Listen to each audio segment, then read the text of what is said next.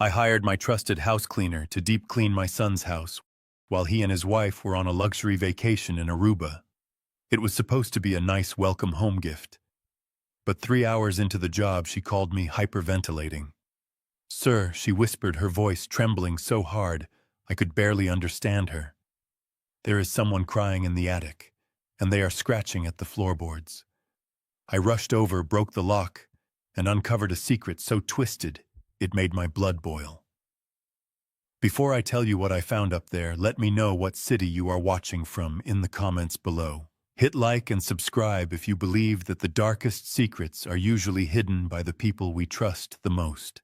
I am 64 years old, a retired structural engineer and a widower. After my wife passed away 5 years ago, I found peace in a quiet, predictable routine. That Tuesday morning was no different. I was out in my backyard greenhouse, meticulously watering my heirloom tomatoes.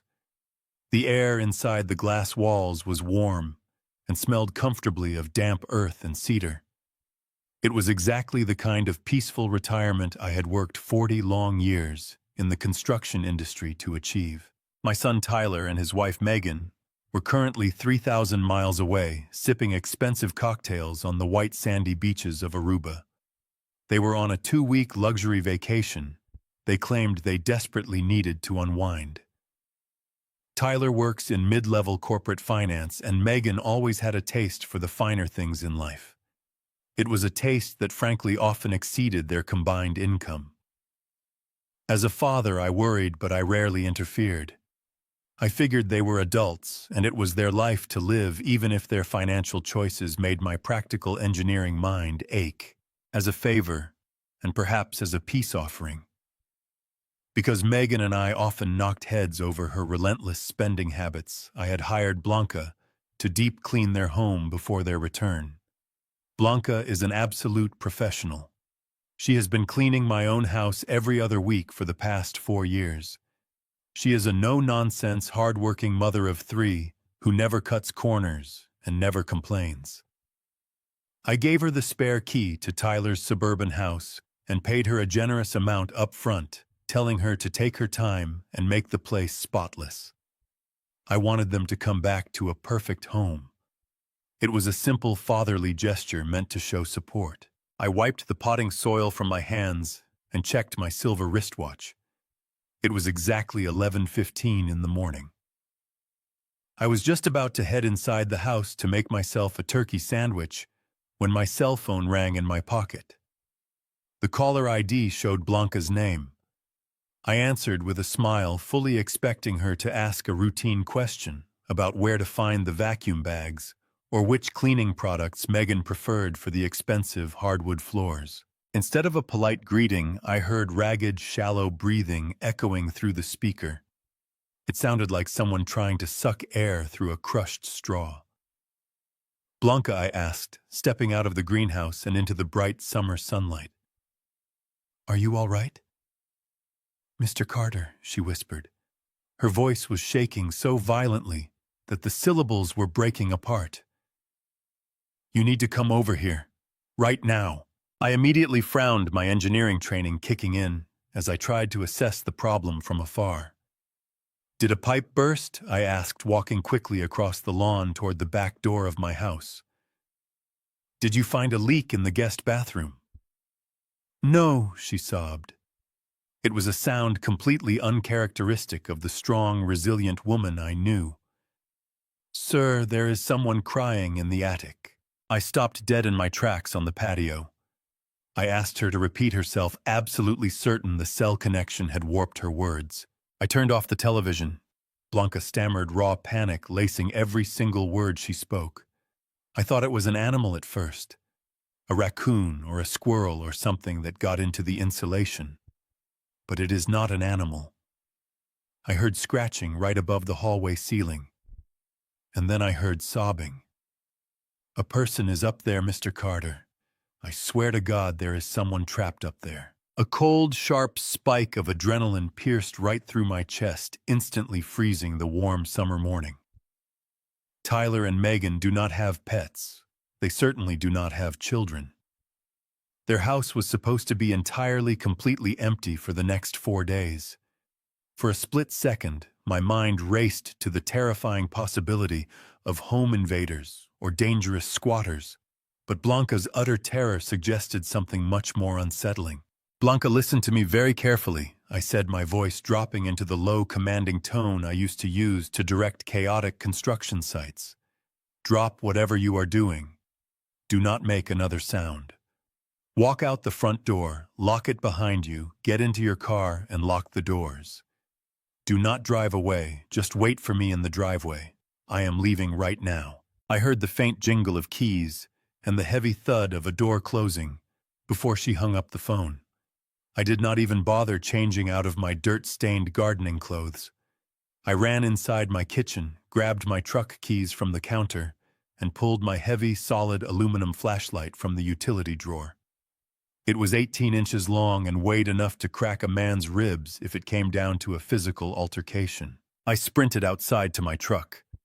The heavy engine roared to life and I backed out of my driveway fast enough to leave black marks on the asphalt. Tyler and Megan lived exactly 4 miles away in a pristine, newly developed subdivision where all the houses had perfectly manicured lawns and identical brick mailboxes. It was a neighborhood meticulously designed to project nothing but success and stability. As I navigated the winding suburban roads, gripping the leather steering wheel until my knuckles turned white, I tried my hardest to rationalize the situation. Maybe it was the wind rushing through the eaves. Maybe it was the house settling under the intense summer sun. Maybe Blanca, bless her heart, had just gotten spooked by a loose branch scraping against the roof tiles, and her imagination had gotten the better of her. But deep down, beneath all the logic and reason of my profession, a terrible primal instinct was screaming at me. Something was fundamentally wrong in that house. I turned onto their quiet street and immediately spotted Blanca's battered sedan, parked haphazardly in the driveway. She was sitting in the driver's seat, her hands covering her face. I parked my truck right behind her and jumped out onto the hot pavement. I tapped firmly on her window. She rolled it down just an inch, her eyes wide, wet, and bloodshot. "I didn't imagine it." "Mr. Carter," she cried, pointing a trembling finger toward the beautiful 2-story modern craftsman house. "There is a person up there." I nodded, keeping my face stony and resolute to help anchor her panic. "Stay here," I told her. "Keep the engine running. If I am not out in 10 minutes, or if you hear shouting, you call the police immediately. Do you understand me?" She nodded frantically, rolling the window back up and locking the doors. I turned and walked up the paved walkway. The lawn was perfectly green. The flower beds were immaculate and blooming. Everything looked so entirely normal, which only made the dread sitting heavy in my stomach feel infinitely worse. I unlocked the front door with my spare key and pushed it open. The house was cool, the central air conditioning humming quietly in the background. The faint, clean smell of lemon polish from Blanca's interrupted cleaning lingered in the air. I stepped inside and closed the door behind me, letting the absolute silence of the empty house wash over me. I gripped the heavy metal flashlight in my right hand, my thumb resting securely on the power button, and I began to walk down the main hallway toward the center of the house. The hallway walls were lined with framed, smiling photographs of Tyler and Megan from their various expensive vacations. Paris, Rome, the Bahamas. Happy, glowing faces staring down at me, projecting a life of pure bliss. I reached the exact center of the hallway and stopped right beneath the square outline of the attic access hatch cut into the ceiling drywall. I held my breath. For 10 agonizing seconds, there was nothing but the steady hum of the air vents. Then I heard it. It was not the wind. It was not a settling foundation. It was a distinct, muffled, desperate whimper. It was the haunting sound of someone who had been crying for so long that they had absolutely no energy left for tears. The sound vibrated through the ceiling, followed by the faint rhythmic scratching of fingernails dragging against bare wood. I looked up, raising my flashlight to illuminate the hatch above my head. That is when the true horror of the situation hit me. The standard pull-down cord had been completely removed and screwed directly into the pristine white ceiling. Locking the hatch firmly closed from the outside was a heavy-duty steel hasp. Looped through the thick metal rings was a massive combination padlock. Someone was trapped up there, baking in the suffocating summer heat of a closed attic. And my own son had locked them in. I did not waste a single second staring at that heavy steel padlock. My engineering background taught me that when a structure is compromised, you do not stand around asking why it failed. You take immediate action to mitigate the damage.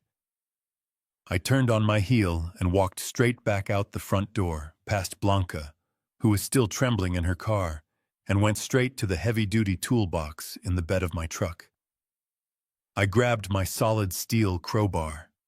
The metal was hot from the summer sun, but the weight of it in my hand felt grounding. It was a tool built for tearing things apart, and right then I was ready to tear that entire house down to the studs. I marched back inside, my heavy boots thudding against the pristine hardwood floors. I positioned the hooked end of the crowbar right through the thick metal loop of the padlock. I took a deep breath, braced my legs, and pulled down with every ounce of strength I had left in my 64-year-old shoulders. The wood of the ceiling frame splintered with a loud crack, and the metal hasp violently gave way, sending the broken padlock crashing to the floor. I grabbed the small wooden handle of the attic door and pulled it downward. The folding wooden stairs groaned as they extended toward the hallway floor. The very second that seal was broken, a wave of suffocating, stagnant air hit me squarely in the face. It was easily over 100 degrees up there. The heat was thick, heavy, and completely devoid of oxygen. I clicked on my heavy aluminum flashlight, slicing a bright white beam through the oppressive darkness of the uninsulated rafters. I gripped the wooden handrail and began to climb the creaking steps, my heart pounding a frantic rhythm against my ribs. As my head cleared the opening of the attic floor, the smell hit me like a physical blow. It was an overwhelming, nauseating mixture of raw ammonia, stale sweat, and absolute crushing despair. It was the unmistakable smell of a cage. I covered my mouth and nose with the sleeve of my shirt, forcing my eyes to adjust to the gloom. The flashlight beam swept across the exposed wooden joists, the pink fiberglass insulation, and the scattered cardboard boxes. And then the beam stopped in the far back corner, illuminating a scene that completely shattered my understanding of the world of my own son and of human decency itself. Huddled in the deepest shadow of the sweltering attic, resting on a filthy, deflated camping mattress, was a human being. It took my brain a few agonizing seconds to recognize the frail, trembling figure curled into a tight, fetal position. When I finally realized who I was looking at, a sound of pure horror escaped my throat. It was Patricia. She was my daughter-in-law's mother. The last time I saw her at a family barbecue just 6 months ago, she was a vibrant 68-year-old woman who loved baking pies and talking about her beautiful flower garden. The woman sitting in front of me now was completely unrecognizable. She was severely malnourished, her collarbones protruding sharply against her pale, paper-thin skin. She was wearing a soiled cotton nightgown that hung off her wasted frame. Despite the suffocating oven-like heat of the attic, Patricia was shivering violently, her body completely unable to regulate its own temperature after enduring such profound neglect. I stepped off the wooden stairs and carefully navigated across the floor, joists, my flashlight illuminating the horrific details of her captivity. Placed directly next to her soiled mattress was an automated plastic dog food dispenser. It was the exact kind you buy at a pet store for a large breed dog. It was filled to the brim with dry, generic breakfast cereal. Next to that degrading feeding trough was a gallon plastic jug filled with tepid, cloudy water. A few feet away, hidden behind a stack of old holiday decorations, sat a bright orange plastic utility bucket. That bucket was the source of the overpowering ammonia smell. They had not just locked her away. They had systematically stripped away every single ounce of her human dignity, treating her with less care than a stray animal, all while they were currently sitting on a luxury beach drinking expensive champagne. I fell to my knees beside the mattress. I turned the flashlight beam away from her face so I would not blind her. "Patricia," I whispered, my voice thick with emotion. "Patricia, it is me. It is Doug." Her reaction absolutely broke my heart. She did not reach out for help. She did not cry in relief. Instead, she flinched violently, throwing her bony arms over her head in a protective cower. "Please," she whimpered, her voice raspy and completely broken. "Please do not tell Megan I was crying. I am sorry. I will be quiet. I promise I will be quiet. Just do not tell her. Do not let her take the water away." The psychological conditioning in her voice made me feel physically sick. My daughter-in-law had not just imprisoned her own mother, she had terrorized her into absolute submission. And my son, my own flesh and blood, whom I had raised to be an honorable man, had actively participated in this atrocity. The realization that I had funded the life of a monster made my stomach turn. I slowly reached out and placed a gentle hand on Patricia's trembling shoulder. "You are safe now," I promised her, fighting back the tears burning in my eyes. "I am taking you out of here right now. Nobody is ever going to hurt you again. I promise you, Patricia. It is over." I shrugged off my heavy canvas work jacket and carefully wrapped it around her frail shoulders, trying to provide some small measure of comfort. I slid my arms under her back and behind her knees. She weighed absolutely nothing. It was like lifting a small child. As I shifted my weight to stand up, the sweeping beam of my flashlight caught a faint reflection near the apex of the roof. I stopped and aimed the light directly at the wooden rafter directly above Patricia's mattress. Mounted securely to the wood, angled down to capture her every humiliating moment, was a high-definition webcam. A small solid red light glowed ominously on the front of the device. The realization hit me like a freight train. It was connected to the home wireless internet network. Tyler and Megan had not just locked her up and forgotten about her. They had actively monitored her.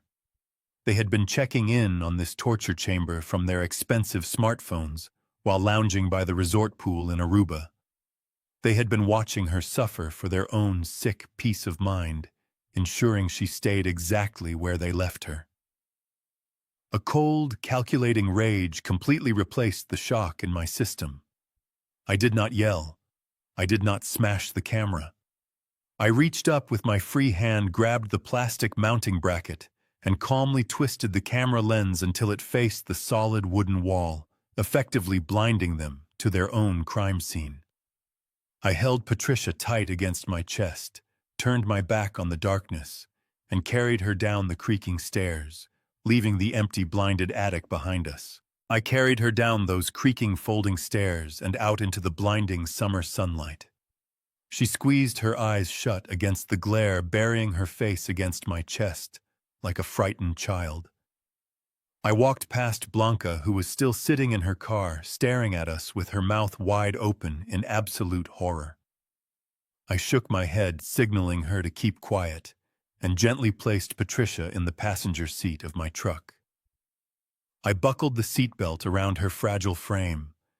She was so light, the safety mechanism barely registered her weight. I started the engine and drove straight out of the subdivision, leaving the quiet, pristine neighborhood behind. I deliberately bypassed the local urgent care clinic, located right in the center of our small town. I knew the nurses there. I knew the receptionists. A situation like this would immediately spark rumors that would spread like wildfire through the community before the sun even set. I needed absolute total control over the narrative before my son and his wife returned from their luxury vacation. I merged onto the interstate, pressing my foot down on the accelerator, heading directly for the main county hospital, 30 miles away, where nobody knew our names and nobody would ask the wrong questions. The emergency room staff took one single look at her sunken cheeks, the dark purple circles under her eyes, and her violently trembling hands. They did not make us fill out standard paperwork or sit in the crowded waiting room. They immediately brought out a wheelchair and rushed her through the double doors into a private trauma bay. I sat in a hard plastic chair in the sterile hallway for 2 agonizing hours while the doctors worked frantically to stabilize her failing system. When the attending physician finally walked out to speak with me, his face was grim and completely devoid of any gentle bedside manner. He told me she was suffering from severe critical dehydration and extreme malnutrition. He stated clearly that her organs were on the verge of shutting down due to the absolute lack of basic sustenance. He asked me directly if I knew who was responsible for her daily care. I looked him right in the eye and lied. I told him I had just found her wandering alone on a rural dirt road and was still trying to figure out how to contact her extended family. I then walked over to the hospital security desk and asked them to place a strict "do not admit" restriction on her room. That meant absolutely no visitors were allowed past the nurse's station without my explicit verbal permission. She was finally safe behind a solid wall of medical professionals and armed security guards. I pulled up a chair next to her hospital bed and watched the clear, vital fluids drip steadily from the intravenous bag into her thin, bruised arm. As I sat there in the quiet, rhythmic hum of the cardiac monitors, the financial puzzle pieces began to snap together in my mind with terrifying, crystal-clear logic. Exactly 2 months ago, my son Tyler came over to my house unannounced on a Sunday afternoon. He sat down at my kitchen table and completely broke down. It was an award-winning, deeply emotional performance. He buried his face in his hands, his shoulders shaking violently as he sobbed. He told me that Patricia's mind was failing rapidly. He claimed her dementia had suddenly escalated to a highly dangerous, unpredictable level. He spun a tragic, compelling story about how she was leaving the gas stove on overnight and trying to wander the neighborhood streets in the freezing middle of the winter. He looked up at me with tears streaming down his face and said they needed $60,000 immediately to secure a permanent residential spot at Oak Creek Wellness. He described it as the absolute premier memory care facility in the state, a luxurious place where she would have 24-hour nursing care and a beautiful, dignified life. I did not even hesitate to help him. I loved my son, and I truly cared about Patricia's well-being. I had worked hard my entire life repairing and building structures, and I had the retirement savings to spare.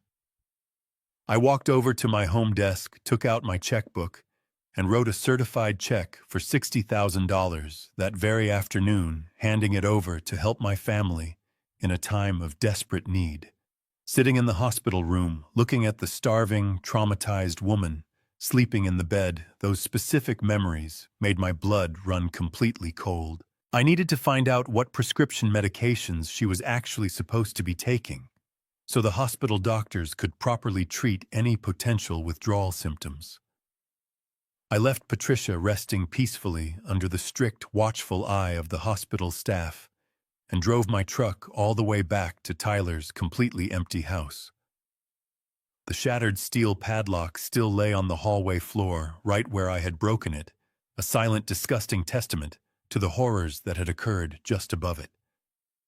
I walked past the hallway and went straight into Tyler's home office. His office was meticulously decorated with expensive imported leather furniture, heavy mahogany bookshelves, and framed finance degrees, projecting a pristine image of extreme corporate success. It was the office of a man who desperately wanted the world to think he had everything completely under control. I began opening the heavy wooden drawers of his desk one by one. I was looking for orange prescription bottles or pharmacy receipts, but instead I found a thick, unmarked manila folder buried at the very bottom of his locked filing cabinet. I used my heavy pocket knife to pry the cheap cabinet lock open. I pulled the folder out and spread its contents across his clean, expensive desk. Inside was a large stack of glossy, professionally printed brochures for Oak Creek Wellness. They showed vibrant pictures of smiling elderly residents doing water aerobics in a heated indoor pool and walking arm in arm through beautiful, lush botanical gardens. Stapled to the very front of the thick packet was a printed fee schedule highlighting the exact $60,000 deposit requirement Tyler had quoted me while sitting at my kitchen table. I flipped the glossy brochure over. There was a direct phone number for the facility administrative director printed clearly on the back cover. I did not wait to think about my next move. I pulled my cell phone out of my pocket and dialed the number right then and there, standing in the middle of my son's dark office. A woman answered on the third ring with a cheerful, highly professional voice. I introduced myself simply as Tyler Carter's father and explained that I was calling to quickly check on the current status of Patricia's residential application. I heard the rapid clicking of a computer keyboard as the woman searched her digital database. A few tense seconds later, her cheerful tone shifted to a note of polite confusion. She told me they had absolutely no record of a patient named Patricia in their system. I asked her to please check the accounting ledger just to be absolutely certain. She clicked her mouse a few more times and confirmed without a shadow of a doubt that they had never received an application fee, let alone a massive $60,000 wire transfer or check deposit from a Tyler Carter or anyone else matching our family description. My son had not used my hard-earned savings to care for his sick mother-in-law. He had stolen my money, locked the poor woman in a sweltering attic to rot, and simply kept the cash to fund his own extravagant lifestyle in Aruba. The money was completely gone. I stood in the dark office of my son, holding the glossy brochures that represented a monumental lie. The urge to call Tyler right then and scream into the phone was almost overwhelming. I wanted to hear the panic in his voice when he realized his sick game was over. But my engineering background trained me to never apply stress to a load-bearing wall until you understand exactly how the entire structure is supported. Confronting him now would only give him time to build a defense or destroy evidence. I carefully placed the fraudulent documents back into the manila folder. I walked out of that immaculate house, making sure the front door locked securely behind me. I sat in the driver's seat of my truck and pulled out my phone. I bypassed the local police department number entirely. I scrolled through my contacts until I found Russell Bennett. Russell is the most ruthless and effective estate attorney in the entire county. He does not play by gentleman rules when it comes to financial warfare. He is a shark in a tailored suit, and right now I needed a shark. I called his personal cell phone. He answered on the second ring, despite the late hour. I told him I had a massive financial emergency involving family fraud, and I needed to see him before his office officially opened. He told me to be at his downtown building at exactly 7 in the morning. I did not sleep that night. I sat at my kitchen table drinking black coffee and watching the sun slowly rise over my backyard greenhouse. My mind raced through every interaction I had with my son over the past year, looking for the hidden cracks in his character that I had somehow missed. By 6:30, I was already parked outside the glass and steel office building where Russell worked. At exactly 7, I walked through the heavy glass doors. The lobby was completely empty, and the desk of the receptionist was dark. Russell was waiting for me in his corner office. He was already wearing a crisp white shirt and holding a steaming mug of coffee. I sat down in the leather chair across from his massive oak desk. I did not waste time with small talk. I opened my briefcase and placed the manila folder directly in front of him. I slid the glossy brochures and the perfectly fabricated invoices across the polished wood. I calmly explained that my son had fabricated a medical emergency to extract $60,000 from my retirement savings. I told him the facility had no record of the patient and no record of the money. I kept my voice completely level, but Russell could see the absolute cold fury in my eyes. He picked up the invoices and examined them closely. He noted the fake routing numbers and the forged letterhead. He did not offer empty sympathy. He simply nodded, turned to his dual computer monitors, and began to type rapidly. Russell explained that he was going to run a comprehensive, deep background financial sweep on Tyler.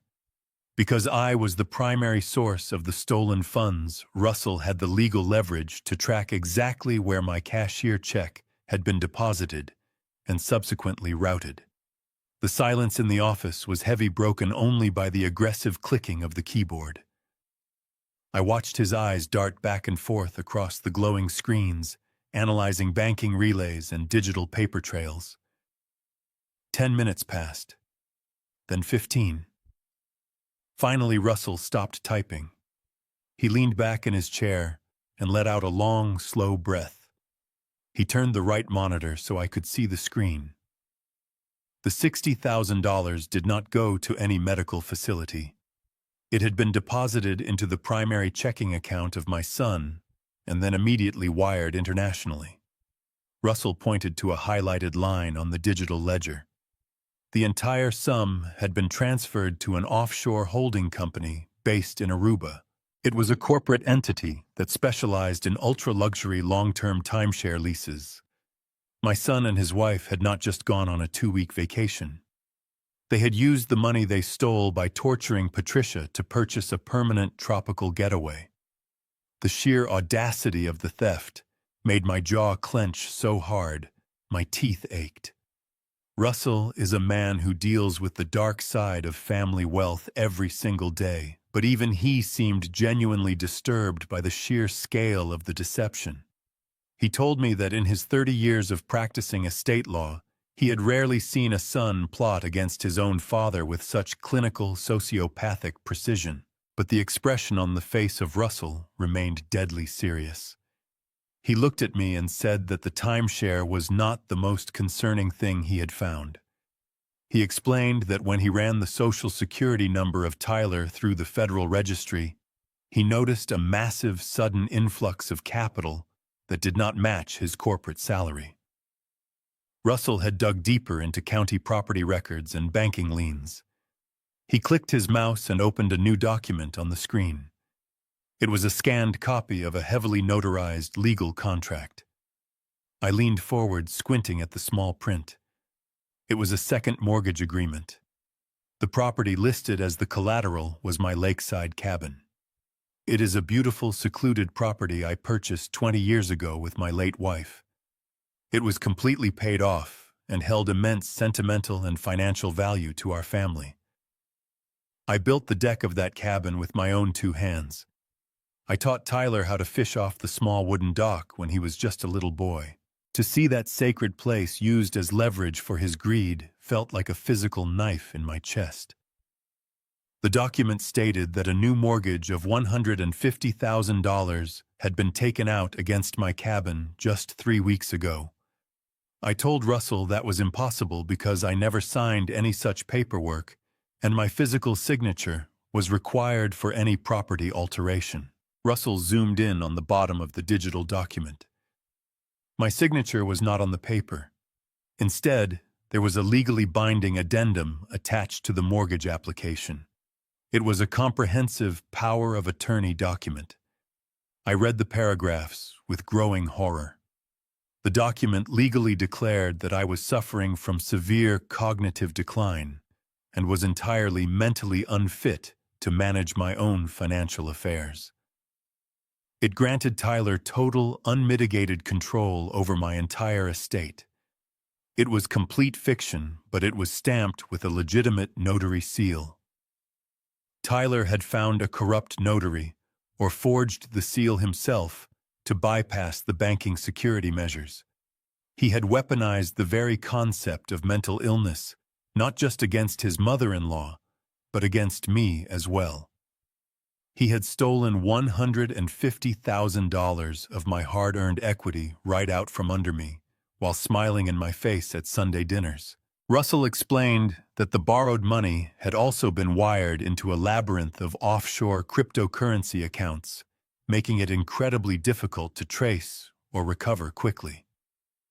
My son had systematically dismantled my financial security while I was busy watering tomatoes in my greenhouse. I sat back in the leather chair, feeling the crushing weight of the betrayal. I told Russell I wanted to call the police right now.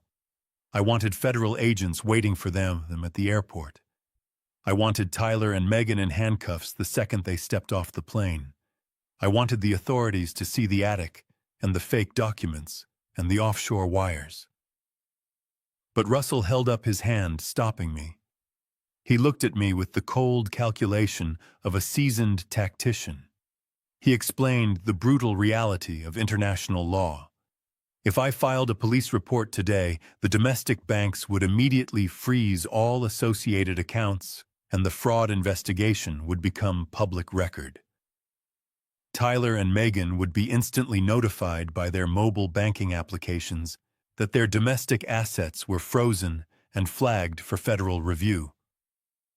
They are currently sitting in a country with highly complex extradition treaties regarding white-collar financial crimes. If they realize the authorities are involved, they will simply never get on the plane to come home. They will disappear into the Caribbean, living luxuriously off the offshore cryptocurrency and the timeshare they bought with my money. I would be left fighting a decade-long legal battle just to clear the fraudulent mortgage off my own cabin while they drank margaritas on the beach, completely out of reach of local law enforcement. The trap was set perfectly.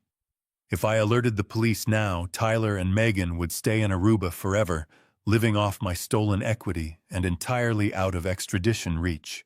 I drove straight back to the county hospital from the law office, leaving the bustling downtown district behind me. The morning sun was fully up now, casting a bright, harsh light over the concrete hospital building.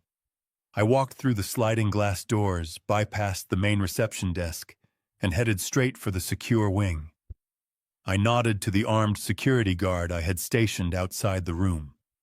I slowly opened the heavy wooden door, stepping into the quiet space. Patricia was awake.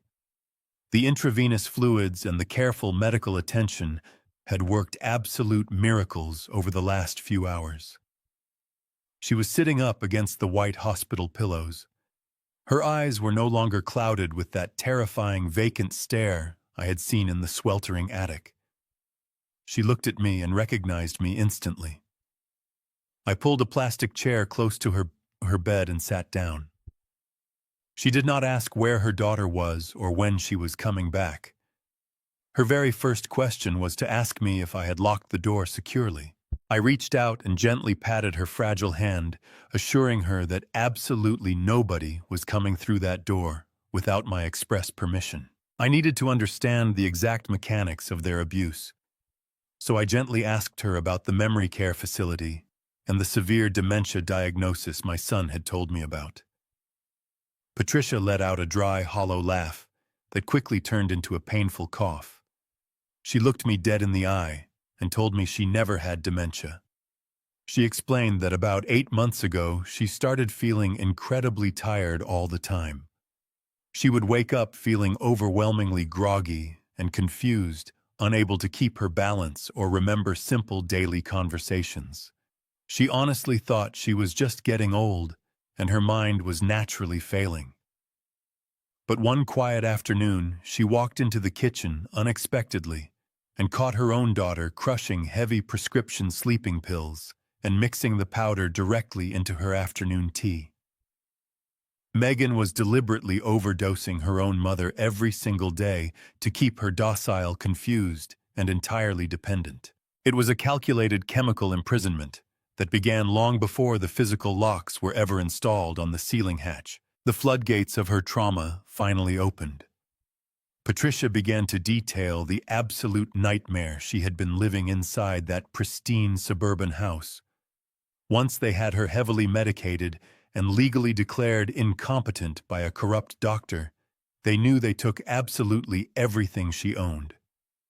Megan forced her to sign over the legal title to her reliable sedan. They sold the car for cash and kept every single penny. Then they contacted the federal government and rerouted her monthly Social Security checks directly into their own joint checking account. Patricia was completely stripped of her financial independence, leaving her entirely at their mercy. She had no money, no transportation, and no way to contact the outside world because they had confiscated her cellular phone, claiming she kept losing it. The abuse did not stop at financial theft. Patricia explained the terrifying reality of the attic. Whenever Tyler and Megan hosted their lavish dinner parties for his wealthy corporate friends, they would force Patricia to climb up those unstable folding stairs into the uninsulated rafters. They would lock the heavy padlock from the outside and leave her up there for hours in the stifling summer heat or the freezing winter cold, while they drank expensive wine and laughed with their guests downstairs. They treated her like an embarrassing secret, a broken piece of furniture to be shoved out of sight so it would not ruin their perfect aesthetic presentation.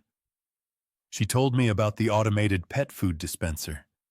Megan had bought it online, claiming it was simply easier than cooking separate meals for a sick old woman.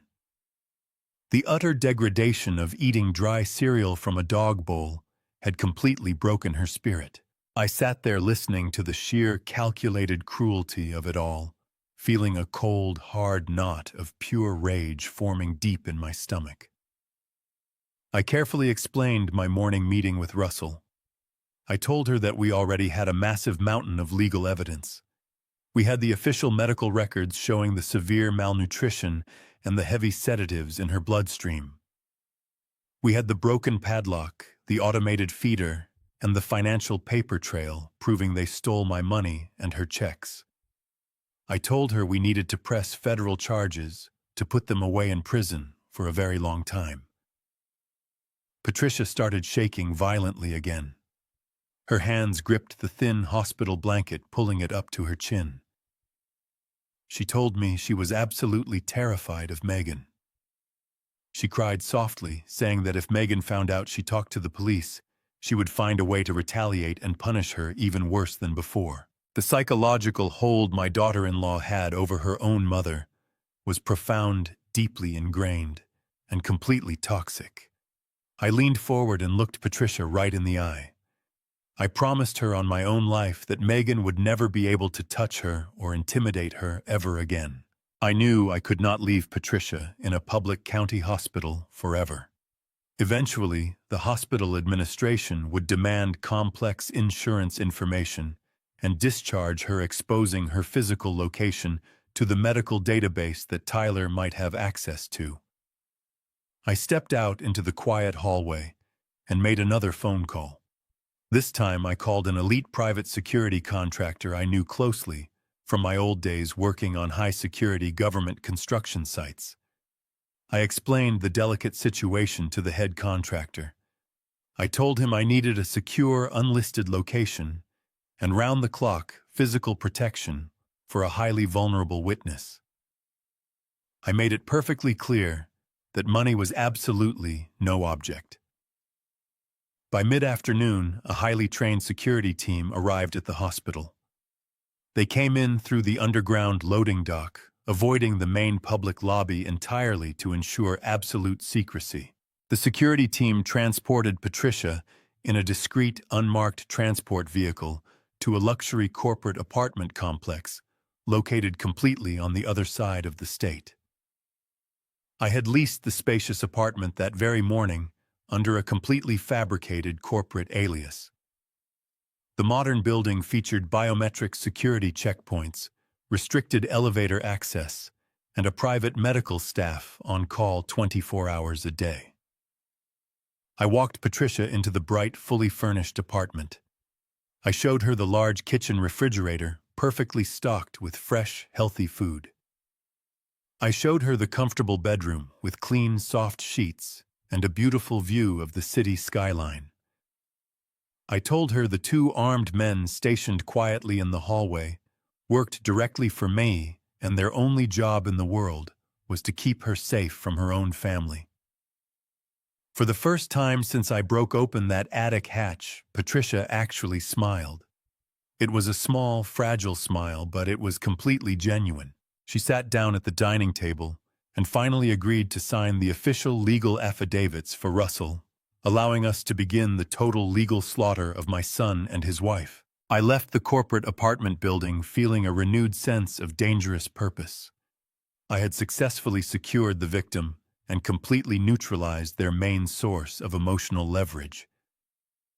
I walked out into the cool evening air and headed toward my truck in the parking garage. Just as I reached out to unlock the driver's side door, my cell phone vibrated violently in my pocket. I pulled it out and looked at the bright digital screen. It was a text message directly from Tyler. The message read, "Hey Dad, the attic security camera went offline this morning. Did Blanca accidentally knock the wireless router while she was cleaning? Can you go over there and check on it for me?" I stood there in the concrete garage staring at the text message. My son was sitting on a tropical beach in Aruba 3,000 miles away getting extremely nervous. He was actively testing the waters. He knew something was fundamentally wrong with his twisted little surveillance system, and he was trying to use me to blindly find out what had happened. He was completely unaware of the fact that the very man he was asking for help was the architect of his impending destruction. I did not reply immediately. I let him sit in his rising panic while I prepared the final stages of my trap. I stood in the concrete parking garage holding my cell phone in my hand. The bright screen illuminated the dark shadows around me. Tyler was testing the waters from thousands of miles away. He knew something was wrong with his sick surveillance system. If I ignored the text message, he would start making phone calls. He might call Blanca to ask what happened. He might even try to log into his domestic bank accounts to see if the money from the second mortgage was still safely hidden away. If he saw the federal flags or the frozen assets, he would instantly know he was caught. I had to keep him completely blind to the reality of his situation. I had to give him a reason to come back to the United States immediately. My background in engineering always taught me that the best way to catch a destructive pest is to use the exact thing they hunger for the most. For my son and his wife, that ultimate weakness was pure, unadulterated greed. They had just tortured an elderly woman and committed massive federal fraud for a fraction of what they truly desired. They wanted extreme wealth without doing any of the actual heavy lifting. I leaned against the cold metal door of my truck and thought carefully about the bait I needed to use. It had to be a sum of money so large and so easily accessible that it would completely override their natural paranoia. It had to be an offer they simply could not refuse. I opened the text message thread and began to type my response. I made sure my tone sounded perfectly normal, perhaps a little weary and vulnerable, like an old man who was finally ready to hand over the reins of his life. I typed that I had just stopped by the house and the internet router looked completely fine. I suggested that maybe the camera simply overheated in the hot attic air. I dismissed his concern with casual ease. Then I dropped the golden bait. I wrote that I had actually been meaning to call him because I had a very serious meeting with my estate attorney earlier that morning. I told him my heart had been acting up lately, and the doctors were concerned about my long-term stress levels. I typed that I did not want to wait until I was dead to see him enjoy his inheritance. I told him I was ready to legally transfer my entire commercial real estate portfolio directly into his name, while I was still of sound mind. I made sure to emphasize that the portfolio was currently valued at just over $3 million in liquid and physical assets. I needed to make the lie as detailed and believable as possible. I knew Tyler was highly aware of my financial holdings. I typed out a quick list mentioning the two large industrial warehouses I owned near the shipping port and the small strip mall out on the Western Highway. I told him that managing the commercial leases and dealing with the constant tenant complaints was simply becoming too much for my failing heart to handle. I explained that I wanted to spend my remaining years gardening and relaxing at my lakeside cabin, the very same cabin he had secretly mortgaged behind my back. I offered him total control over the massive monthly rental income. I essentially offered him the key to the kingdom. To make the trap inescapable, I added a strict logistical constraint. I told him the transfer documents were already drawn up and waiting at the law office, but the notary required his absolute physical presence and a wet ink signature by this coming Friday. I explained that the attorney had found a highly specific tax loophole that would save us hundreds of thousands of dollars in capital gains taxes, but the filing deadline was absolute. If he did not sign in person by Friday, the tax loophole would close and the transfer would be delayed in probate court for another 5 years. I hit the send button and watched the small digital bubble appear on the screen, confirming the message was delivered to Aruba. I opened the door of my truck, climbed into the driver's seat, and started the engine. I pulled out of the parking garage and merged onto the evening interstate highway, heading back toward my quiet, empty house. The drive took exactly 45 minutes, and every single second felt like an absolute eternity. I kept my phone sitting in the cup holder right next to me. I drove the speed limit, gripping the steering wheel, while my mind played out 100 different scenarios. Would Megan see through the sudden generosity? Would Tyler calculate the risk and decide to stay hidden in his tropical paradise? I knew I was playing a highly dangerous game of psychological chess.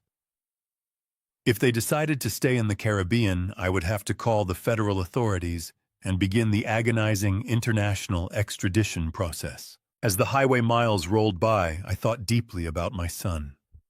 I wondered when exactly the shift had happened.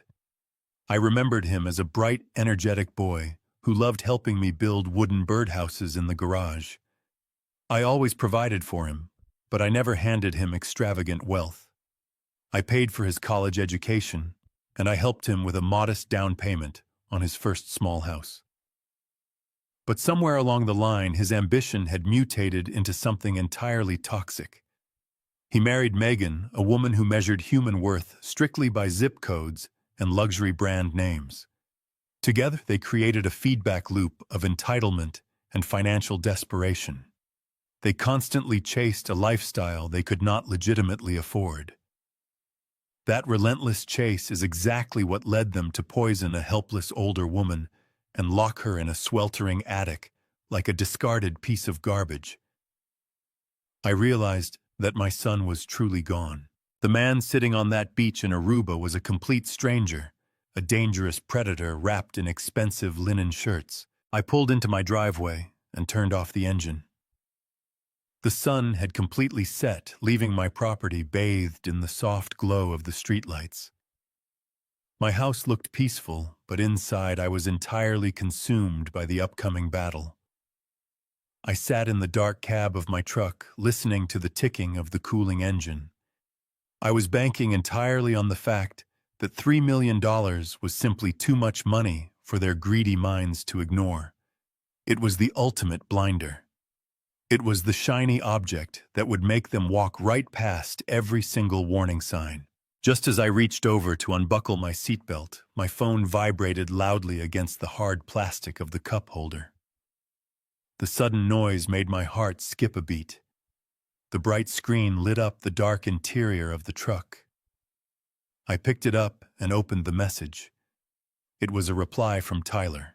The text message was practically dripping with fake concern and poorly hidden excitement. He wrote, "Oh my God, Dad. I am so sorry to hear about your heart. You should have told me you were feeling sick. Megan and I have been talking, and we feel terrible that we are so far away while you are dealing with health issues. Please do not worry about the attic camera anymore. It is not important at all. He did not ask a single question about why I was suddenly giving away my entire life savings. He did not express any hesitation or suspicion. He only saw the massive payday waiting for him at the finish line. The final sentence of his message sealed his fate perfectly. He wrote, "We just called the airline and canceled the rest of our vacation. We paid the massive penalty fee to book 2 seats on the red-eye flight leaving tonight. We will be back in the United States by tomorrow morning. I will meet you at the law office first thing." I locked my phone and let out a long, slow breath. The golden trap was fully baited, and the monsters were willingly flying right into the cage. It was completely dark outside when I made my next move. I stood in the quiet of my own home and calculated the timeline in my head. I knew I had exactly 12 hours before their expensive red-eye flight touched down at the international airport. I had 12 hours to prepare a battlefield they could never possibly escape. I picked up my cell phone and called Blanca. She answered almost immediately, a lingering nervous tremor still very clear in her voice. I spoke to her in a calm, soothing tone, assuring her that Patricia was completely safe and currently receiving the absolute best medical care possible. I told her I needed one final massive favor to ensure the people who did this were brought to justice. I asked her to meet me back at the house of my son right away. I promised to pay her triple her usual rate in pure cash for her trouble. She hesitated for only a brief moment before agreeing to meet me there in 20 minutes, because she is a hard-working mother who knows the value of money, and she fundamentally trusts me. I drove my truck back through the quiet suburban streets to that pristine nightmare of a house. When Blanca arrived, I handed her a thick envelope of cash right on the front porch and gave her very specific instructions. I told her to scrub the entire downstairs level until it absolutely shined. I wanted the kitchen, the living room, and the grand foyer to look like a perfectly standard routine deep cleaning job had just been completed. I needed Tyler and Megan to walk through their heavy front door and see absolutely nothing out of the ordinary on the ground floor. I needed them to feel a deep, false sense of security before the crushing reality of the broken attic lock finally hit them. Blanca nodded silently and went straight to work, her strong lemon cleaning supplies and heavy bleach quickly masking the lingering foul scent of ammonia that had drifted down from the ceiling hatch. While Blanca scrubbed the hardwood floors, I left the house and drove to a massive 24-hour electronics superstore located on the commercial edge of the city. The bright fluorescent lights of the store were blinding compared to the dark, heavy thoughts swirling in my mind. I walked straight past the televisions and computers and went directly to the home security aisle. I bypassed the bulky traditional cameras and found exactly what I needed for this specific operation. I purchased 4 high-definition micro-surveillance cameras. They were incredibly small, easily hidden, and featured continuous cloud uploading capabilities through an independent, secure cellular connection. They did not rely on the local wireless router that Tyler was already highly suspicious about. I paid for the advanced electronics entirely in cash to leave absolutely no paper trail and drove quickly back to the suburban neighborhood. By the time I returned, Blanca was just finishing wiping down the expensive marble countertops in the kitchen. The house smelled incredibly clean, completely erasing the disgusting physical evidence of their horrific crimes. I told Blanca she could go home and rest, assuring her once again that she had done a deeply honorable thing today by calling me. Once I was completely alone in the silent house, I immediately went to work. My decades of structural engineering experience made the installation process incredibly easy. I took the first micro camera and brought a small aluminum stepladder into the main central hallway. I found a piece of decorative wooden molding right where the drywall met the ceiling. I carefully drilled a tiny hole and embedded the camera lens perfectly flush with the wood. I angled the lens so it had a crystal-clear, unobstructed view of the ceiling hatch and the shattered steel padlock resting on the floor directly below it. I wanted to capture the exact second the color drained from their faces. I wanted a permanent digital record of their absolute, unadulterated panic when they realized their helpless prisoner was gone. I moved to the kitchen next to place the second camera. The kitchen is the heart of any home, and it is usually where guilty people retreat to argue when their plans begin to fall apart. I found a large decorative ceramic vase sitting on top of the modern stainless steel refrigerator. I placed the tiny camera inside the lip of the vase, angling it downward to capture the large center island.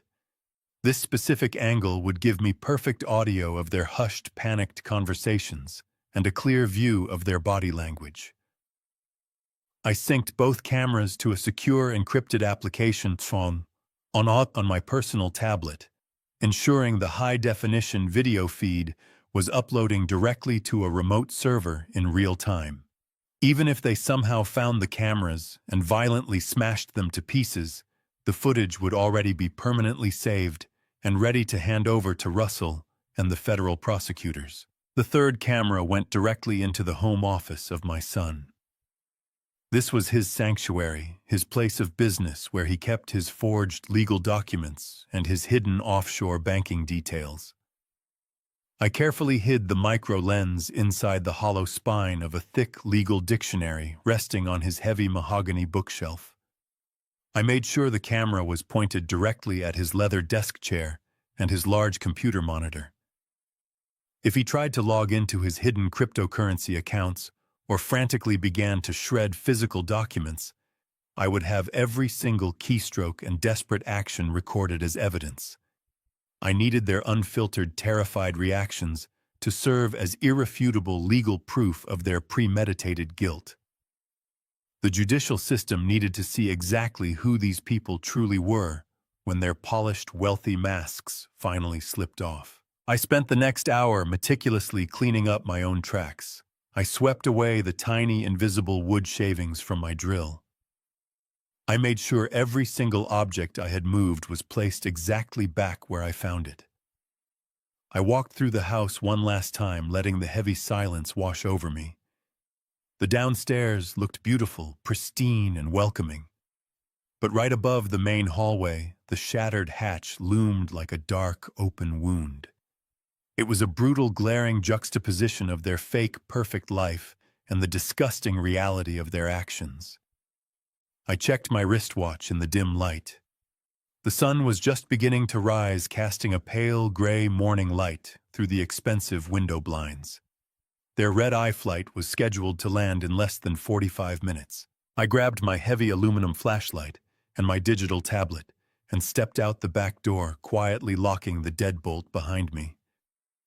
I walked through their perfectly manicured backyard, slipped through the wooden privacy gate, and walked 2 blocks down the winding street to where I had parked my truck under the deep shadow of a large old oak tree. I climbed into the cab, locked the doors, and turned on the screen of my tablet. The display split into 3 crystal-clear video feeds. The hallway, the kitchen, and the office were all completely still, waiting for the trap to spring. I sat there, in the quiet cab of my truck, drinking cold coffee from a metal thermos, waiting patiently for the monsters to arrive. My waiting did not last very long. Just as the morning commuters began to fill the suburban streets, heading to their normal jobs, a dark, black premium rideshare vehicle turned the corner and slowly pulled into their concrete driveway. My heart rate instantly spiked, but I forced my breathing to remain slow and perfectly steady. I watched through the windshield of my truck as the rear doors of the luxury car opened. Tyler and Megan stepped out into the morning air. They looked physically exhausted from the long overnight flight, but they were both smiling brightly, dragging their expensive, heavy luggage toward the front door. They honestly thought they were walking into a massive $3 million payday. They had absolutely no idea they were walking directly into a high-definition legal trap. I looked down at my glowing tablet screen and watched the brass handle of the front door begin to slowly turn. I sat in the cab of my truck, watching the glowing screen of my tablet with absolute intense focus. The high-definition feed from the hallway camera was perfectly clear, transmitting every shadow and sliver of morning light. I felt a cold sense of absolute control holding their fate entirely in my hands. The heavy oak front door swung open, and the bright summer sunlight spilled across the freshly polished hardwood floors. Tyler stepped inside first, dragging a massive designer suitcase behind him. He looked sunburned and deeply exhausted from the long overnight flight, but there was an unmistakable, arrogant swagger to his movements. He was a man who fully believed he was just hours away from signing papers that would make him a multi-millionaire. Megan followed right behind him, carrying a heavy leather travel bag.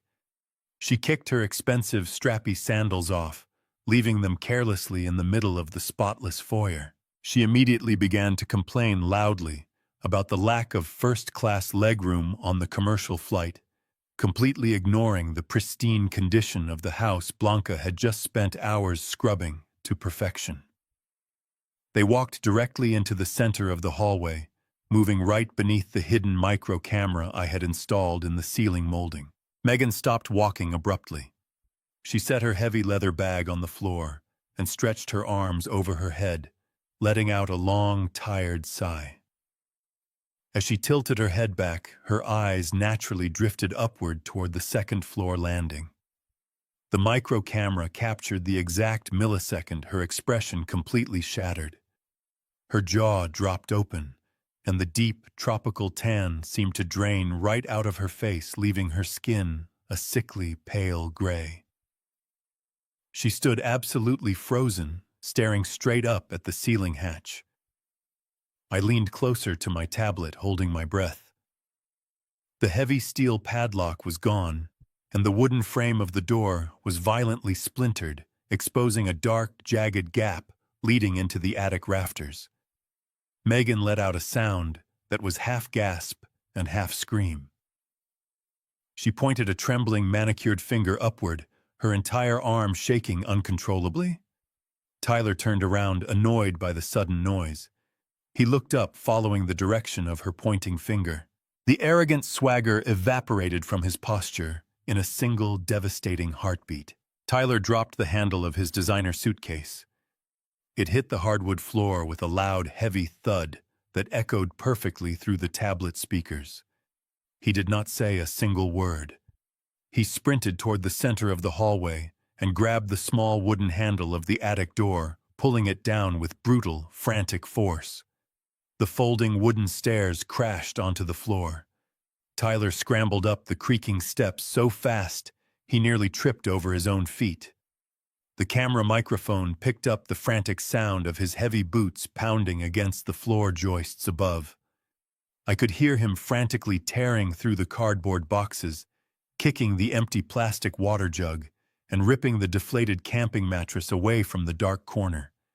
He was desperately looking for a body or a hiding prisoner, but the sweltering space was completely empty. 30 agonizing seconds later, Tyler slowly descended the wooden stairs. His face was the color of wet chalk. Sweat was pouring down his forehead, soaking the collar of his expensive linen shirt. He reached the bottom step and looked at his wife, his eyes wide with absolute primal terror.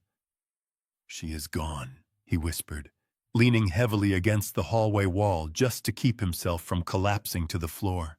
Megan did not ask if her elderly mother was safe. She did not express a single ounce of relief that the frail woman was no longer baking in the suffocating heat of that torture chamber. Instead, she instantly descended into a state of vicious, selfish hysteria. She began to pace back and forth across the hallway, grabbing fistfuls of her own hair, pulling at the roots. She shrieked that they were going to federal prison for the rest of their lives. She screamed that her entire beautiful life was ruined, and it was all his fault for not installing a stronger metal lock on the wooden hatch. Tyler tried to shush her, waving his hands frantically, warning her that the neighbors might hear the screaming, but Megan was completely beyond reason or volume control. She paced directly into the kitchen, giving me a perfect wide-angle view from the second camera hidden inside the ceramic vase on top of the refrigerator. Tyler followed her desperately, trying to maintain some semblance of control over the rapidly deteriorating situation. Megan leaned heavily against the marble kitchen island, gasping for air like a drowning woman. "Did Blanca find her?" She screeched, her voice echoing sharply off the expensive stainless steel appliances. "Did the cleaning lady break the lock while we were flying back? Did your dad find her, Tyler? If your dad found her, he will destroy us both and leave us with absolutely nothing." Tyler began to pace the length of the kitchen floor, his mind racing at 1,000,000 miles an hour to find a logical explanation that did not end with him in handcuffs. I watched him rub his temples aggressively, his overwhelming greed actively warring with his crushing terror.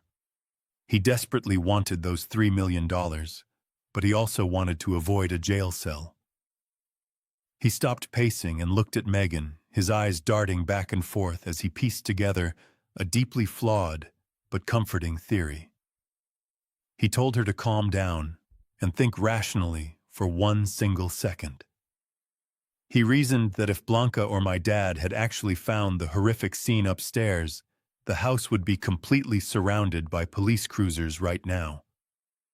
He pointed out the window to the quiet suburban street, noting that the house was clean, quiet, and entirely empty.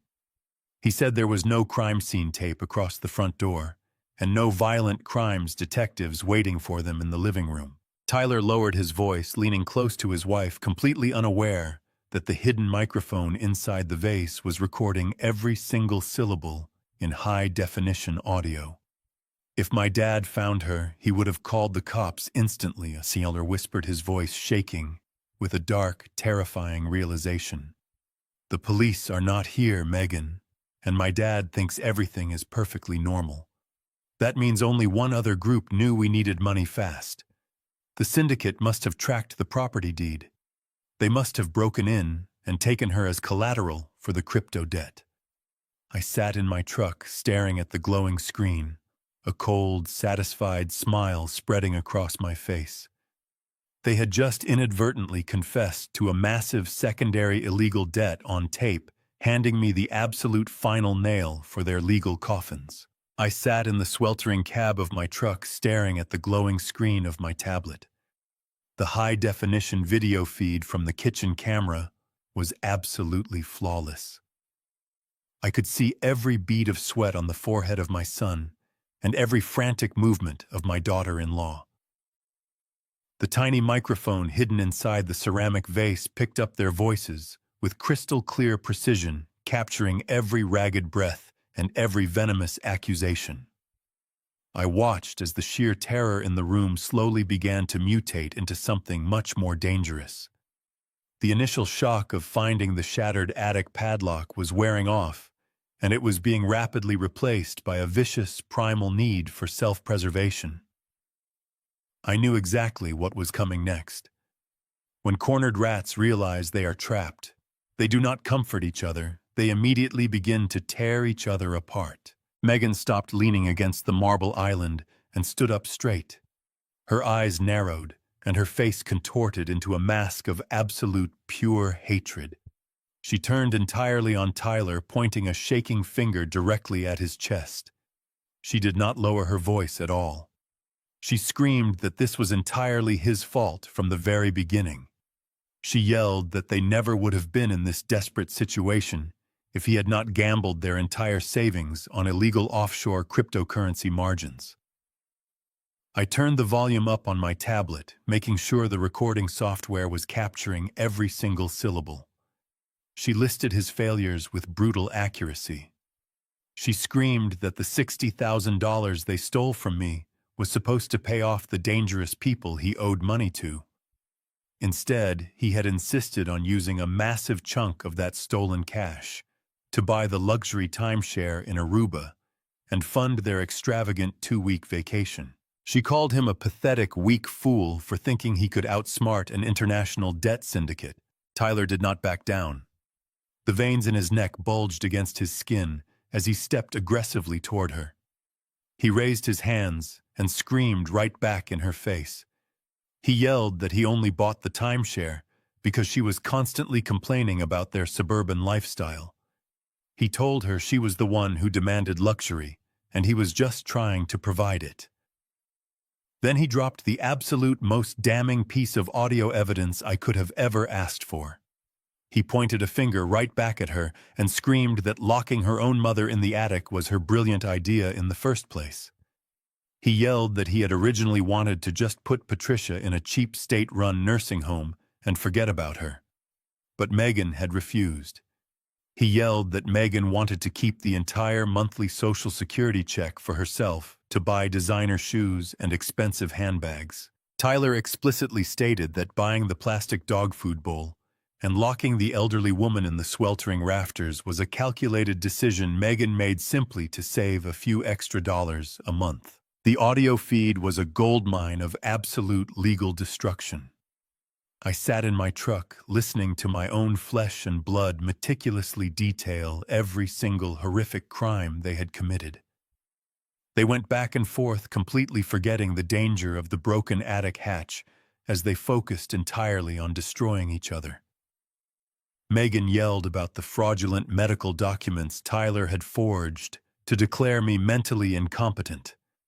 Tyler fired back, reminding her that she was the one who crushed the heavy sleeping pills into the tea of her mother every single afternoon to keep her docile and confused. They were systematically laying out the entire timeline of their abuse, their theft, and their fraud. They provided motive opportunity and explicit confessions, all captured in glorious high-definition video and audio uploaded directly to my secure remote server. Russell Bennett would not even need to argue this case in a courtroom. The video would do absolutely all the work for him. Eventually, the sheer physical exhaustion of their screaming match caught up with them. The kitchen grew quiet except for the sound of their heavy, ragged breathing. They stood on opposite sides of the marble island, staring at each other with deep, mutual disgust. The reality of their situation began to settle back over them like a suffocating blanket. The anger faded, and the cold, calculating panic returned. Megan crossed her arms over her chest and asked him what they were supposed to do right now. She whispered that whoever broke into the house and took her mother could be planning to extort them or go to the police. She began to hyperventilate again, saying she could not survive in a federal prison. She asked if they should pack their bags and just drive across the border immediately. Tyler held up his hand and told her to stop panicking. I watched his face shift as his corporate finance brain began to formulate a brand new lie to cover their tracks. He told her they were not going to run because running makes you look instantly guilty.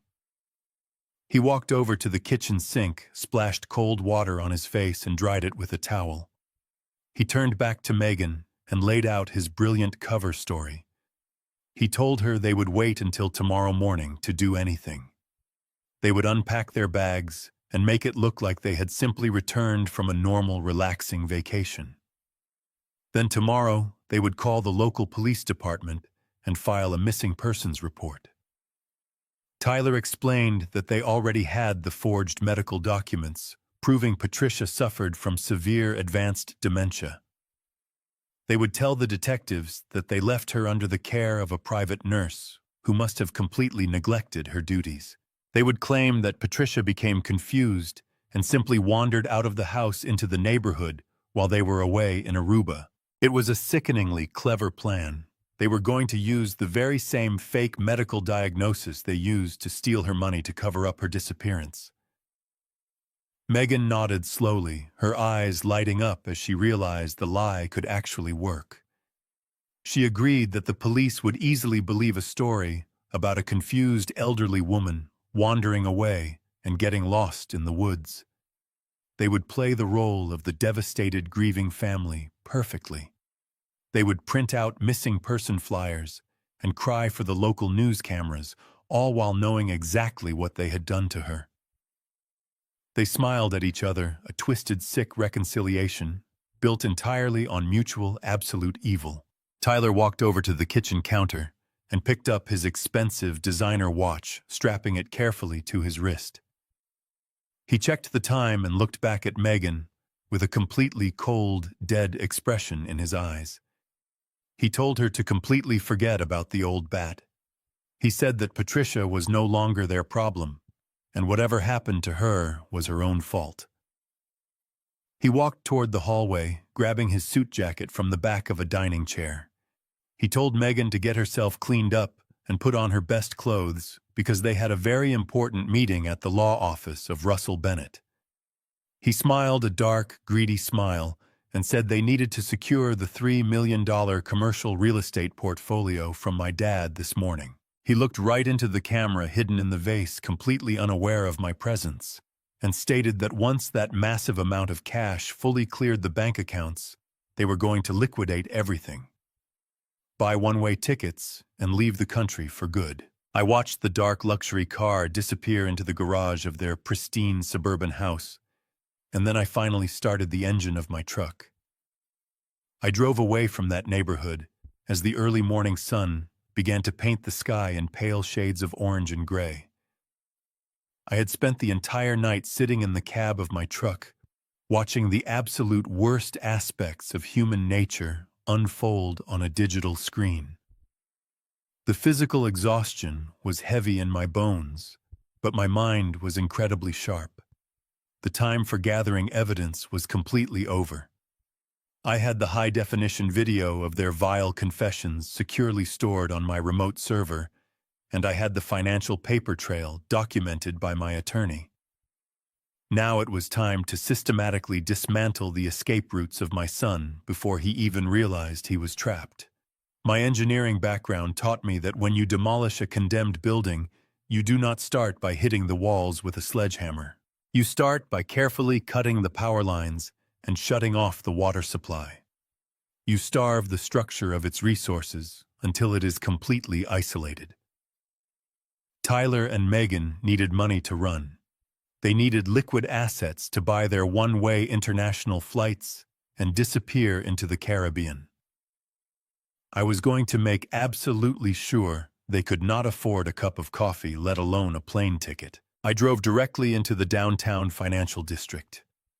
The city streets were still mostly empty at this early hour, with only a few delivery trucks and street sweepers moving through the morning mist. I pulled into the private parking lot of my primary bank branch a full hour before they officially opened their doors to the public. I parked my truck and sat in the quiet cab, drinking the last bitter drops of cold coffee from my thermos. Exactly 15 minutes later, a silver sedan pulled into the spot reserved for the branch manager. The man who stepped out of the car was a longtime acquaintance of mine named Gordon. We had done business together for over 2 decades. He had personally overseen the financing for many of my large construction projects, and he managed the bulk of my retirement savings. I opened the door of my truck and walked across the damp asphalt to intercept him before he even reached the glass entrance of the bank. Gordon looked surprised to see me standing there, in my work boots and heavy canvas jacket so early in the morning. I did not offer a cheerful greeting or engage in any polite small talk. I looked him dead in the eye and told him I had a massive critical financial emergency that could not wait for normal business hours. I told him my identity had been compromised by a family member and my entire life savings were in immediate, imminent danger. The friendly customer service smile instantly vanished from the face of Gordon. He nodded seriously, pulled a heavy ring of keys from his pocket, and unlocked the side security door of the bank. He ushered me inside the dark, quiet building, locking the heavy deadbolt firmly behind us. The interior of the bank felt cold and echoing, without the usual hum of tellers and customers. Gordon turned on the overhead fluorescent lights and led me straight into his private glass-walled office at the back of the lobby. I sat down in the leather chair across from his large mahogany desk. I unzipped my jacket, pulled out the thick manila folder that Russell Bennett had prepared for me, and placed it squarely on the desk. I told Gordon that my son Tyler had fabricated a medical crisis and used a completely fraudulent power of attorney document to take out a massive second mortgage on my lakeside cabin.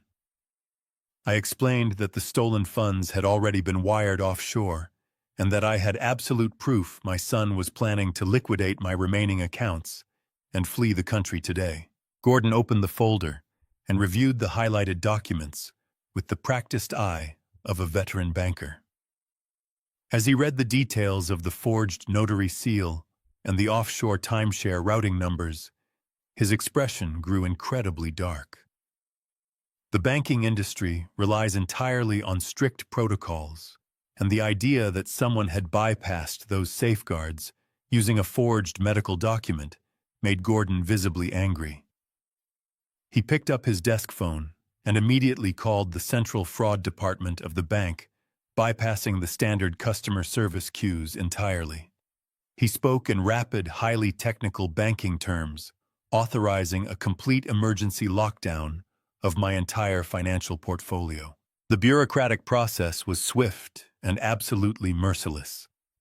Gordon turned his computer monitor toward me and began to type with rapid precision. I sat there and watched as every single account bearing my name was systematically frozen. My checking accounts, my high-yield savings accounts, and my long-term retirement funds were all locked down behind a solid wall of absolute administrative security. I signed 3 separate digital affidavits officially revoking any and all powers of attorney that might currently exist in the system, whether they were legitimate or forged. Gordon placed a strict verbal authorization password on my profile, meaning no funds could be moved and no information could be accessed unless I was physically sitting in that exact chair and providing a complex passphrase that only I knew. I had successfully severed my own financial vulnerability, completely cutting off the lifeblood of the inheritance plan Tyler thought he was about to execute. But I was not finished yet. Freezing my own accounts protected my remaining money, but it did not stop Tyler from using his own credit cards to book a flight and escape. I needed to ensure he was entirely paralyzed. I pointed to the forged mortgage document sitting on the desk. I reminded Gordon that the $150,000 loan was issued by a subsidiary branch of this very same banking institution. I told him that Tyler had committed massive federal wire fraud and identity theft against the bank itself. Gordon nodded slowly, completely understanding the gravity of the situation. He explained that because the bank was now an official victim of a felony financial crime, he had the institutional authority to take immediate preventative action. Gordon opened a completely different software program on his computer. He entered the full legal name of my son, his social security number, and his primary residential address. With a few heavy keystrokes, Gordon submitted a critical fraud alert directly to the federal banking network. He explained to me exactly what that meant in real time. He said that within minutes, the name of Tyler would be completely red-flagged across all domestic financial institutions. Every single credit card Tyler held would be instantly declined at the point of sale. His personal checking and savings accounts would be automatically frozen pending a massive internal fraud investigation. If he tried to withdraw cash from an automated teller machine, his card would be confiscated. If he tried to purchase an airline ticket online, the transaction would be permanently blocked and flagged for law enforcement review. The bank had just built an invisible, impenetrable wall of financial ruin completely around my son. Tyler was now completely destitute, financially paralyzed, and entirely trapped within the borders of the country. And the most satisfying part of it all was that he had absolutely no idea it had happened. I stood up from the leather chair and shook the hand of Gordon, thanking him for his swift professional action. He assured me that the bank legal team would be in contact with Russell Bennett to begin reversing the fraudulent mortgage on my cabin. I walked out of the private office and exited through the heavy side security door of the building. The sun was fully up now, shining brightly over the downtown streets. The city was waking up completely unaware of the silent financial execution I had just orchestrated. I felt a deep, profound sense of finality settling over my shoulders. The trap was locked, and the enemy was entirely disarmed. I walked across the damp asphalt of the parking lot toward my truck. I pulled my keys out of my pocket, preparing to drive to the law office for the final confrontation. Just as my hand touched the metal door handle of my truck, my cell phone vibrated sharply in my pocket. I pulled it out and looked at the bright digital screen. It was a new text message directly from Tyler. The message was written with a sickeningly cheerful, upbeat tone. He wrote, "Hey Dad, we are back and we unpacked our bags. We are so excited to see you and catch up. We are heading over to the office of Russell Bennett right now to sign the portfolio transfer papers. See you there soon." I stared at the screen, reading the words of a man who honestly believed he had won the ultimate prize. He thought he was walking into a room to claim $3 million. He did not know his accounts were frozen, his crimes were recorded, and his absolute destruction was waiting for him across a mahogany conference table. I placed the phone back in my pocket, climbed into my truck, and started the engine to go meet my son for the very last time. I parked my heavy truck in the visitor concrete structure, directly across from the towering downtown legal building. The morning air was already growing incredibly heavy with the suffocating summer humidity, but I felt completely cold on the inside. I walked through the massive revolving glass doors and took the silent express elevator all the way up to the 14th floor. The private office of Russell Bennett was an intimidating architectural space designed entirely to make opponents feel small and vulnerable. Thick, luxurious carpet absorbed the heavy sound of my work boots. The walls were lined with dark walnut paneling and abstract modern art that probably cost more than most working families make in an entire decade. The sharply dressed receptionist greeted me by my last name with a very stiff professional nod. She did not offer me coffee or water or pleasant small talk. She simply pressed a silent security button hidden under her sleek desk and pointed a perfectly manicured finger toward the heavy double doors at the absolute end of the long, silent hallway. I walked slowly down that corridor, taking deep, deliberate breaths. I was about to look directly into the eyes of the two people who had tortured an innocent elderly woman and actively tried to ruin my entire life. I had to keep my temper completely locked down behind a wall of steel. My long career in structural engineering constantly reminded me that the absolute most destructive explosions are always the ones that are tightly contained until the very last possible second. I pushed open the heavy wooden doors and stepped into the massive, chilled conference room. Tyler and Megan were already sitting together on the far side of the incredibly long, polished mahogany table. The visual contrast between the reality of their crimes and their physical appearance was absolutely sickening. They looked like they had just stepped out of a high-end luxury travel magazine. They both sported deep golden tropical tans that made their teeth look unnaturally white and their eyes look artificially bright. Megan was wearing a crisp, white designer summer dress, and her blonde hair was perfectly styled, falling in loose, expensive waves over her shoulders. Tyler was wearing a tailored, lightweight linen suit, with the collar casually unbuttoned, projecting the exact image of a highly successful, relaxed corporate executive. They looked completely rested, healthy, and incredibly wealthy. As soon as my boots crossed the threshold of the room, they immediately launched into their perfectly rehearsed theatrical performance. Tyler stood up immediately, with a huge, fake smile plastered across his face. He rushed around the edge of the large table and wrapped his arms around me in a tight, aggressive embrace. I forced myself not to pull away, holding my body perfectly rigid and keeping my hands firmly at my sides. The smell of his expensive tropical cologne made my stomach turn. Megan stayed seated in her high-backed leather executive chair, but she leaned forward, resting her elbows on the table with an expression of deep, exaggerated concern.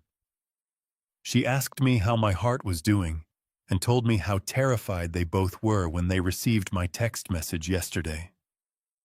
She actually placed her hand over her own chest and let out a dramatic sigh, saying they simply could not bear the thought of losing me.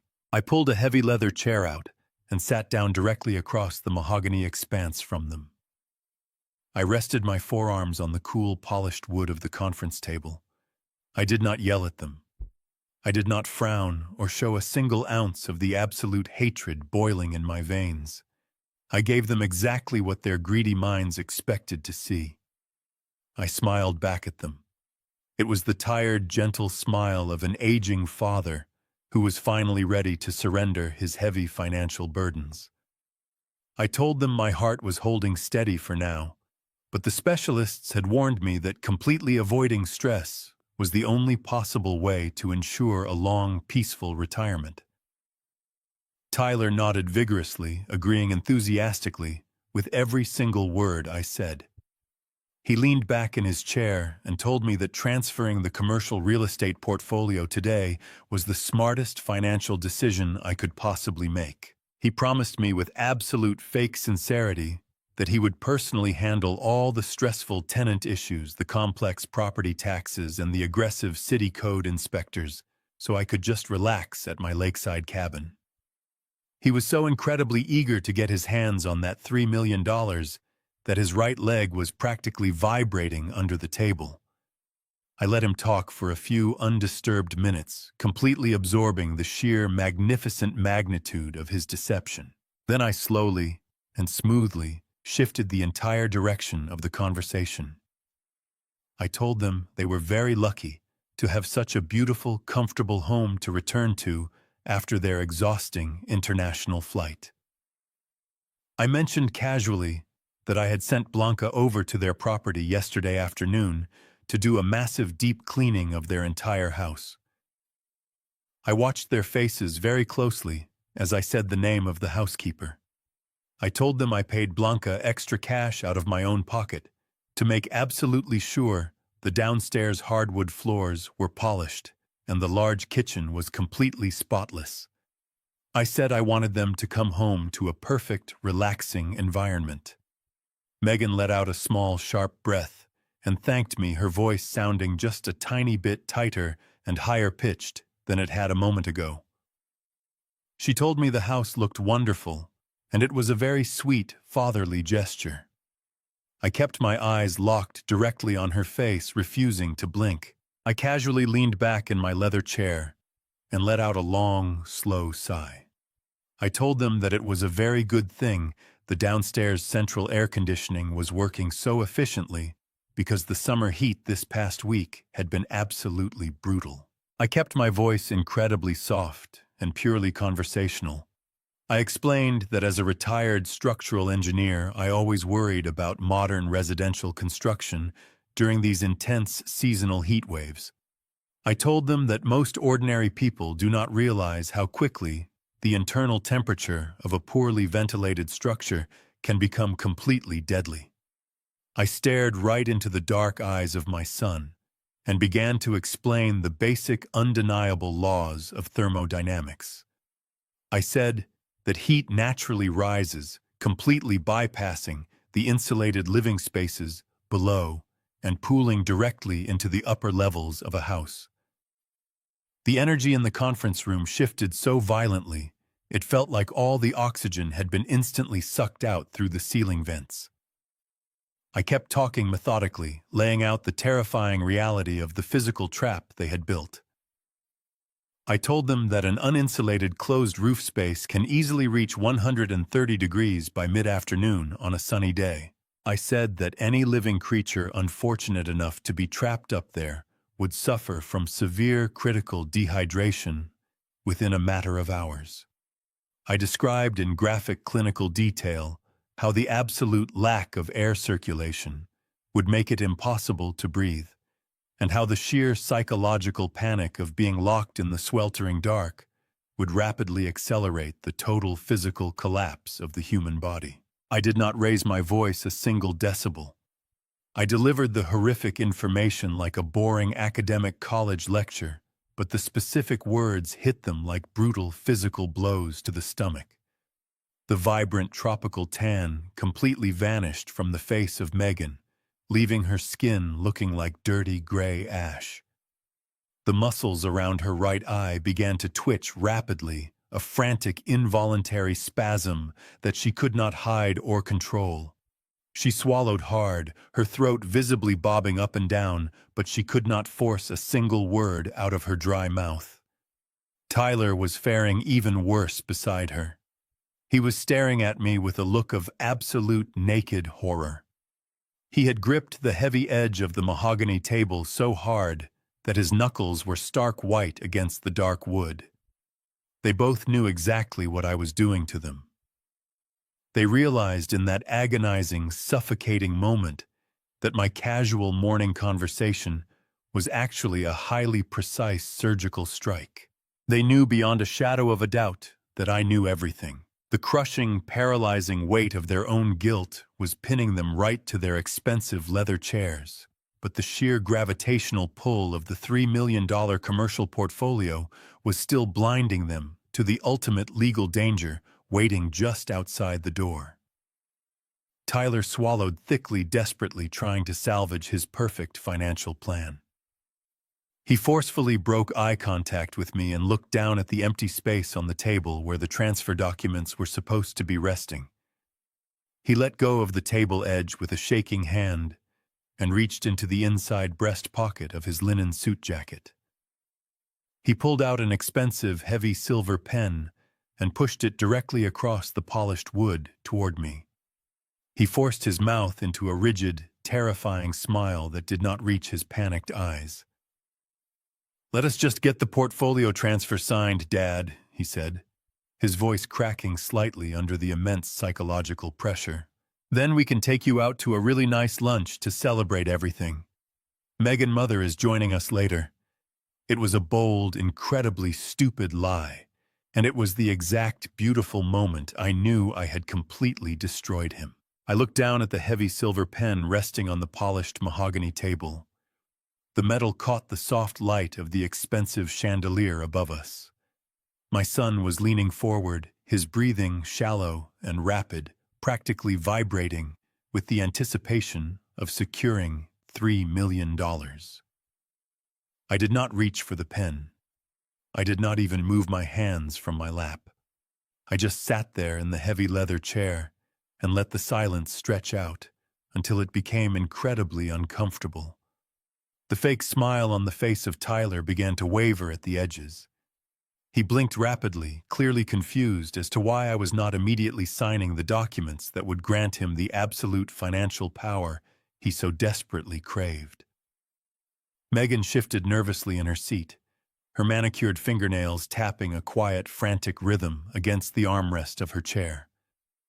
They were waiting for me to surrender my life to them. Instead, they were about to face the absolute destruction of theirs. Before Tyler could open his mouth to urge me to sign, the heavy double doors of the conference room swung open. Russell Bennett stepped into the room. He was not carrying the standard legal portfolio they were expecting. He was carrying a single thick manila folder. Russell did not offer a polite greeting or apologize for interrupting our family meeting. He turned around, pushed the heavy wooden doors shut, and turned the solid brass deadbolt. The loud metallic click of the lock echoed sharply through the massive chilled room. It sounded exactly like the slamming of a prison cell door. Tyler and Megan both jumped slightly at the noise. Tyler looked at my attorney with a mixture of annoyance and rising apprehension. He asked Russell what he was doing and told him we were just about to finalize the commercial real estate transfer. Russell did not answer him. He walked slowly with the calm, measured pace of an executioner stepping up to the center of the mahogany table. He placed the thick manila folder directly over the blank transfer documents Tyler had so eagerly prepared. Russell took a step back and folded his arms across his chest, looking down at them with absolute cold, professional disgust. I leaned forward and opened the folder. The time for playing the weak, oblivious father was completely over. I pulled out the first piece of paper. It was a high-resolution 8 by 10 color photograph. It clearly showed the dark, sweltering corner of their attic. The camera flash illuminated the filthy, deflated camping mattress, and the plastic automated dog food dispenser sitting right next to it, filled with dry cereal. The timestamp printed in the bottom corner proved the photograph was taken exactly 24 hours ago while they were still in the Caribbean. I slid the photograph across the smooth, polished wood directly in front of Tyler. I watched his eyes track the movement of the paper. When his gaze finally registered the image, his entire body violently flinched. He stared at the picture of the plastic dog bowl, his mouth opening and closing, like a suffocating fish, but no words came out. He knew instantly that his pristine suburban house had been breached, and his darkest secret had been fully exposed to the light of day. I reached back into the manila folder and pulled out a thick stack of legal papers bound together with a heavy metal clip. It was the sworn, notarized affidavit. I slid this heavy document across the table directly toward Megan. I kept my voice completely flat and devoid of any emotion as I explained exactly what she was looking at. I told her it was a comprehensive legal testimony provided voluntarily by her own mother. I explained that Patricia had sat down with federal investigators late last night and detailed every single horrific thing her daughter had done to her over the past 8 months. I listed the specific daily dosages of the crushed sleeping pills Megan had mixed into the afternoon tea. I mentioned the stolen Social Security checks and the forced sale of the reliable sedan. I told her that her mother had signed the document under the absolute penalty of perjury, and that medical professionals had already completely verified the severe malnutrition and the presence of heavy chemical sedatives in her bloodstream. Megan stared at the thick stack of papers as if it were a highly venomous snake resting on the table. Her hands began to shake so violently she had to pull them off the armrests and press them flat against her lap. The arrogant, wealthy facade she had worn into the room was melting right off her face, revealing the terrified, weak criminal underneath. She looked at Tyler, her eyes wide and pleading desperately, begging him to do something to fix the catastrophic collapse of their lives. But Tyler was completely paralyzed, still staring blankly at the photograph of the dog bowl, his mind unable to process the sheer magnitude of the trap he had walked into. I had one final piece of evidence to deliver. The photograph and the affidavit were devastating, but they could potentially be contested in a long, drawn-out court battle by a highly expensive defense attorney. I needed to drop the ultimate, undeniable weapon. I reached into the inside pocket of my canvas work jacket and pulled out my digital tablet. I unlocked the screen and opened the encrypted video file I had captured just a few hours earlier. I pressed the play button, turned the volume all the way up, and slid the tablet to the absolute center of the mahogany table. The crystal-clear audio of their own voices instantly filled the silent conference room.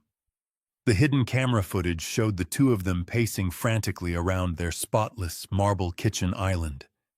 The tablet played the exact moment Megan screamed at Tyler, blaming him for gambling their life savings away on illegal offshore cryptocurrency margins. The tablet played the exact moment Tyler screamed right back, explicitly stating that buying the dog bowl and locking Patricia in the attic was the brilliant idea of his wife to save money on nursing care. Every single venomous accusation, every explicit confession of theft and false imprisonment echoed perfectly off the walnut-paneled walls. They were forced to sit there and watch a high-definition broadcast of their own absolute villainy. They were watching themselves systematically admit to multiple federal felonies. I let the video play out until the very end. I let them hear the part where they callously agreed to file a fake missing persons report to cover up the presumed death of the elderly woman. I let them hear Tyler completely dismiss Patricia as a problem and eagerly demand they get dressed to come to this very office and steal my $3 million. When the video finally finished playing, the screen went completely black. The absolute silence that followed was incredibly heavy. It was a thick, suffocating quiet that pressed down on the room. Megan began to hyperventilate, her chest heaving rapidly as she struggled to pull air into her lungs. A high-pitched whining sound escaped the back of her throat, and she buried her face in her hands, sobbing uncontrollably. The reality of a long federal prison sentence had finally breached her thick skull. Tyler did not cry. The complete destruction of his financial empire and his freedom pushed him straight past panic and directly into absolute cornered rage. He suddenly stood up, pushing himself away from the table with so much violent force that his heavy leather chair tipped backward and crashed loudly against the floor. He planted his hands flat on the mahogany table, leaning aggressively toward me. The polished corporate executive was entirely gone, replaced by a desperate, sweating animal. He bared his teeth at me, the veins standing out sharply on his neck. "You set us up," he sneered, his voice shaking with pure venom. He pointed a shaking finger at the blank tablet screen. He screamed that I could not prove anything. He yelled that they loved Patricia and that the video did not mean anything at all. He told me I could not prove they did not just lock her up in the attic for her own safety, because she was a dangerous, confused old woman. It was a completely absurd and desperately stupid defense, but it was the only thing his shattered mind could formulate. Tyler stood there, leaning over the heavy mahogany table, panting like a trapped animal. His ridiculous claim that they locked an elderly woman in a boiling attic for her own safety hung in the chilled air of the conference room. It was so pathetic and absurd that I did not even dignify it with a response. I just looked at him with absolute pity. That was the exact moment Russell Bennett took complete control of the room. Russell did not raise his voice. He did not pound his fist on the table. He simply uncrossed his arms and stepped forward, moving with the calm, terrifying precision of a surgeon about to make a fatal incision. He looked directly at my son and told him to sit down and shut his mouth before he made his situation any worse. The commanding tone of the lawyer was so absolute and heavy with authority that Tyler actually obeyed.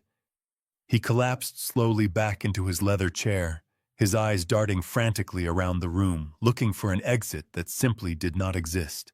Russell picked up the blank transfer documents that Tyler had been staring at so greedily just 10 minutes ago. He held the thick stack of premium paper in his hands, feeling the weight of their massive greed, and then casually tossed it into the small metal trash can sitting in the corner of the room. He looked Tyler dead in the eye and explained that there was absolutely no commercial real estate portfolio transfer happening today or ever. He stated clearly that the $3 million offer was nothing more than a legal fiction designed entirely to force them to cancel their tropical vacation and return immediately to the legal jurisdiction of the United States.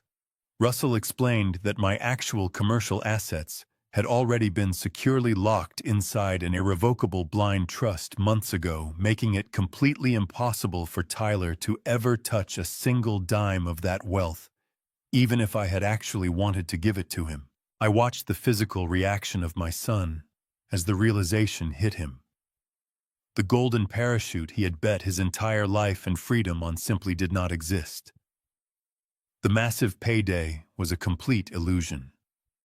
His shoulders slumped forward, and he stared blankly at the empty space on the table where the papers had been, his mind struggling to process the absolute failure of his master plan. But Russell was barely getting started with the execution. He reached into his thick leather briefcase and pulled out a new stack of highly official documents, sliding them across the polished wood toward Tyler and Megan. These were not printed on standard office paper. They bore the heavy embossed seals and thick blue ink signatures of the county civil court judges. Russell explained that while they were busy flying back from their luxurious trip in Aruba, he had been extremely busy filing a massive civil injunction against them both. He pointed to the top document detailing the forged $150,000 second mortgage Tyler had illegally taken out against my lakeside cabin. Russell informed them that the domestic banking authorities had been fully alerted to the massive federal wire fraud early this morning by Gordon, the bank manager. He looked directly at Megan and told her that every single joint checking and savings account bearing their names was now completely frozen under strict federal mandate. He turned his cold gaze to Tyler and told him that his platinum credit cards, his offshore routing numbers, and his corporate expense accounts were currently deactivated and absolutely useless. They could not buy a cup of coffee, let alone hire a high-priced defense attorney, to save them from the legal avalanche that was currently burying them alive. Russell kept sliding more heavy papers across the table, systematically cutting off every single possible avenue of escape they might try to use. He presented a legal property lien that had just been officially placed on their pristine suburban house, effectively ensuring they could not sell the property or borrow a single penny against its market value to post bail. Then he delivered the absolute final crushing blow to their international escape plan. He informed them with a cold, detached voice that because the stolen mortgage funds had been illegally wired to an offshore cryptocurrency syndicate and a foreign real estate holding company, their passports had been instantly flagged by federal border authorities as a severe international flight risk. They were completely stripped of their wealth, their mobility, and their options. They were absolutely destitute, trapped in the city, and entirely exposed to the brutal, unforgiving machinery of the justice system. The invisible cage I had built around them was now fully locked, and the keys were completely destroyed. Megan sat in her chair, absorbing the devastating reality of the legal guillotine that had just dropped directly onto her neck.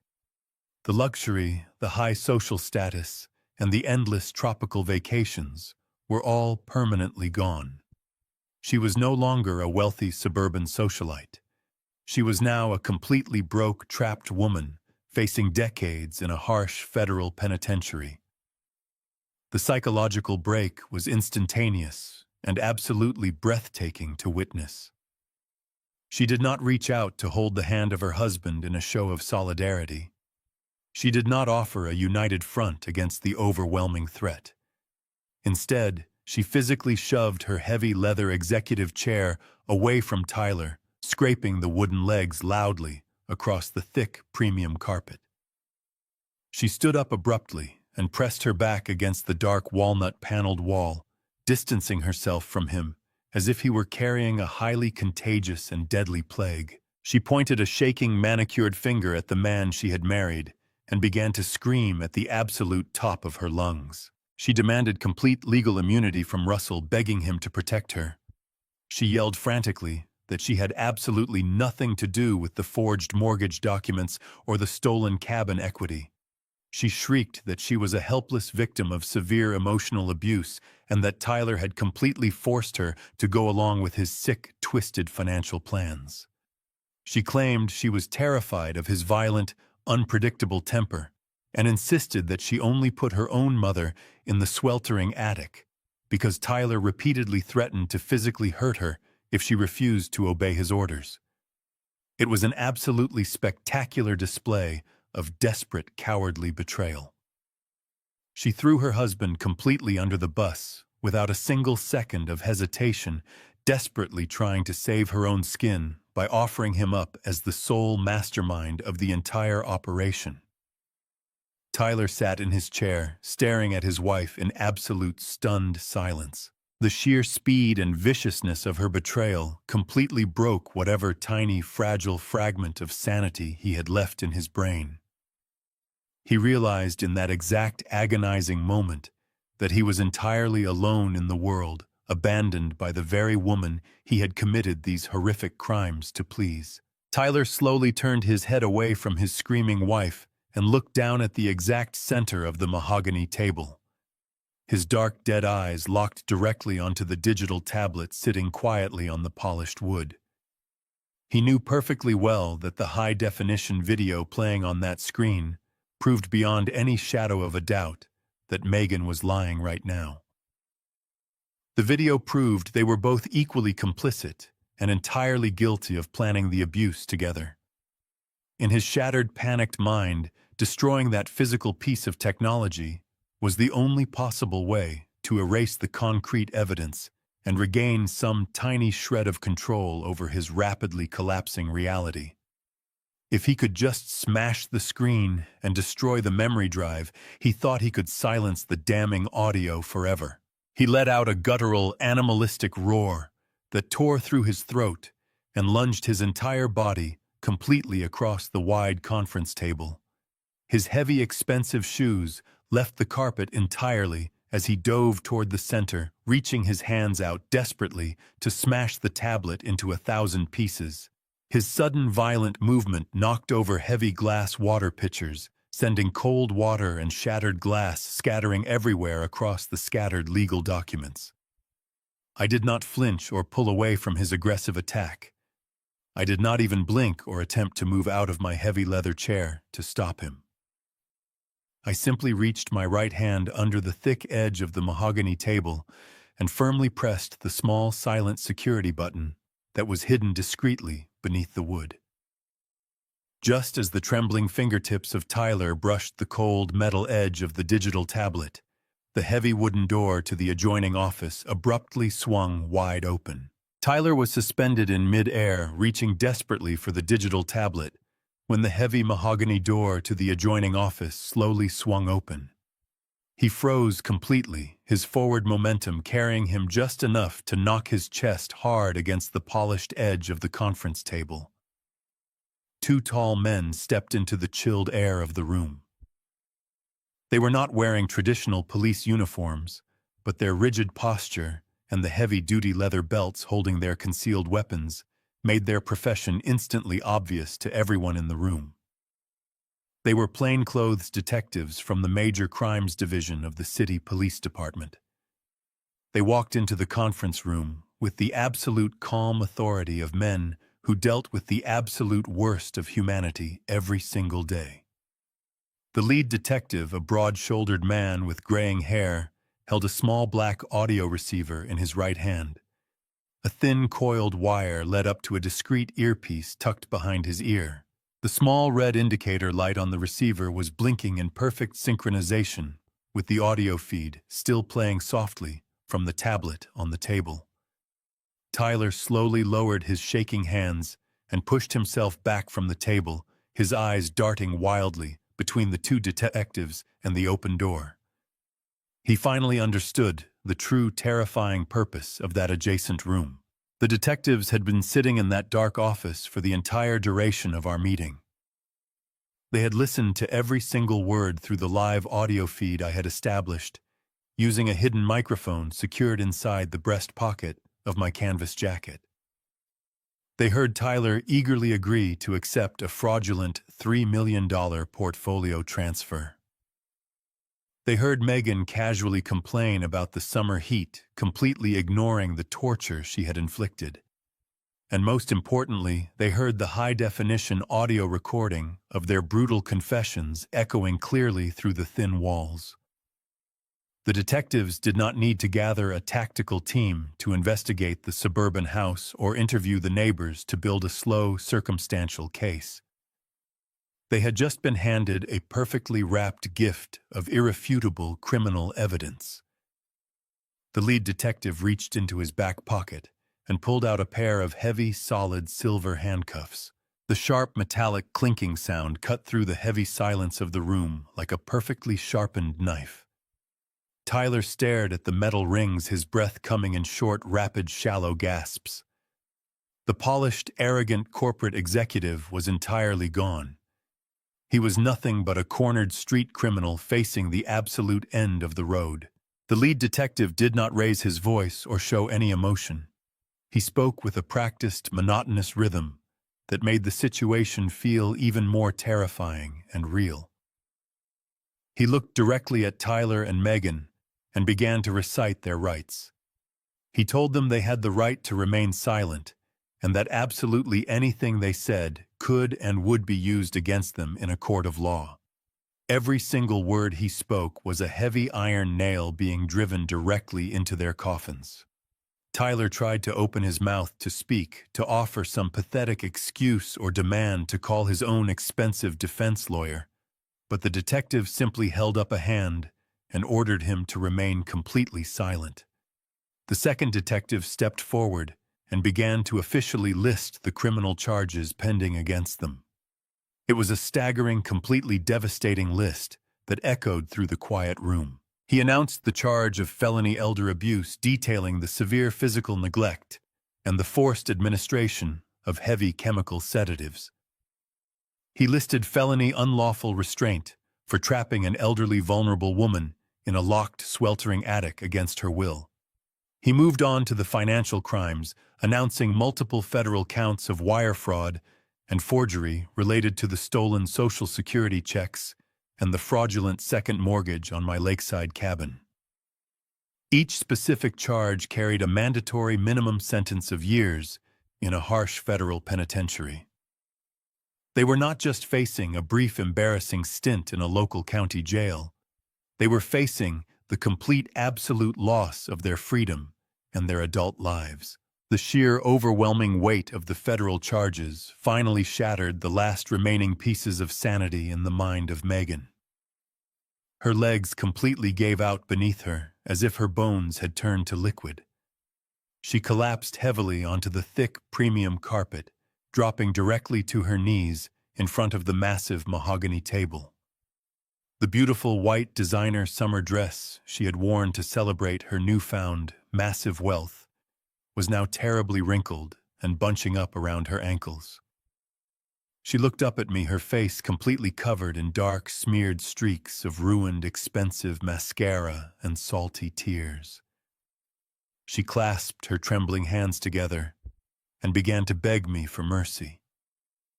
She sobbed uncontrollably, pleading with me to tell the detectives it was all a terrible misunderstanding and that they were actually a loving family. She swore she would give back every single penny they took and promised she would spend the rest of her natural life making it up to her sick mother. She groveled on the floor of that pristine legal office, a completely broken, pathetic, empty shell of a human being.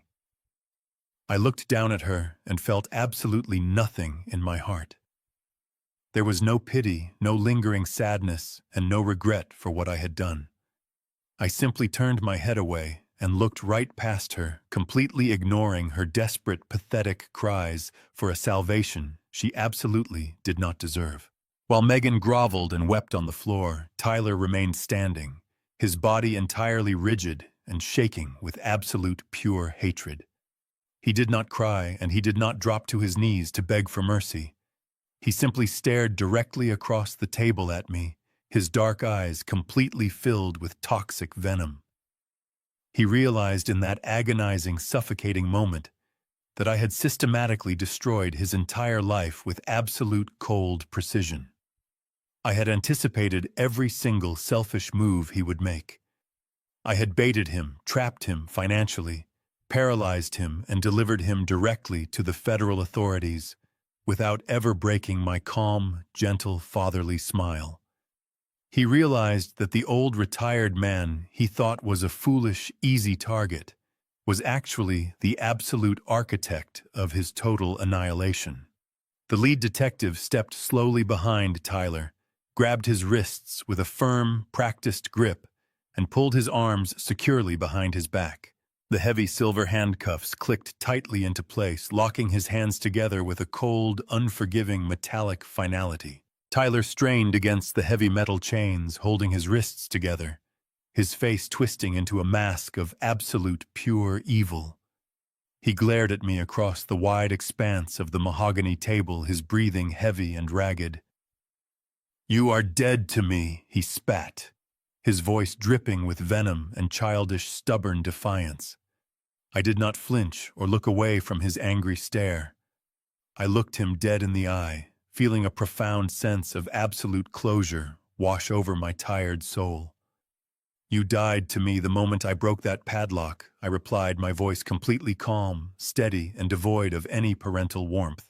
The second detective hauled Megan up from the floor, snapping a second pair of silver handcuffs around her trembling wrists. She continued to sob wildly, her legs dragging uselessly across the carpet, as the detective practically carried her toward the heavy wooden doors. Tyler walked under his own power, but his posture was completely defeated, his head hanging low as the lead detective guided him out of the room. I stood up from my leather chair and walked slowly toward the massive floor-to-ceiling windows of the conference room. I looked down at the busy downtown street 14 stories below. A few minutes later, the heavy glass doors of the building opened. I watched the two detectives escort my son and his wife out into the bright afternoon sunlight. They were pushed roughly into the back of two separate waiting police cruisers. The heavy doors slammed shut, securing them in the metal cages they so rightfully deserved. The cruisers pulled away from the curb, merging into the heavy city traffic, until they completely disappeared from my sight, leaving me alone in the quiet office, finally at peace. 6 months have passed since that sweltering morning in the downtown law office. The wheels of the federal justice system turn incredibly slowly, but they grind with absolute unforgiving precision. My son Tyler and his wife Megan never even made it to a public trial.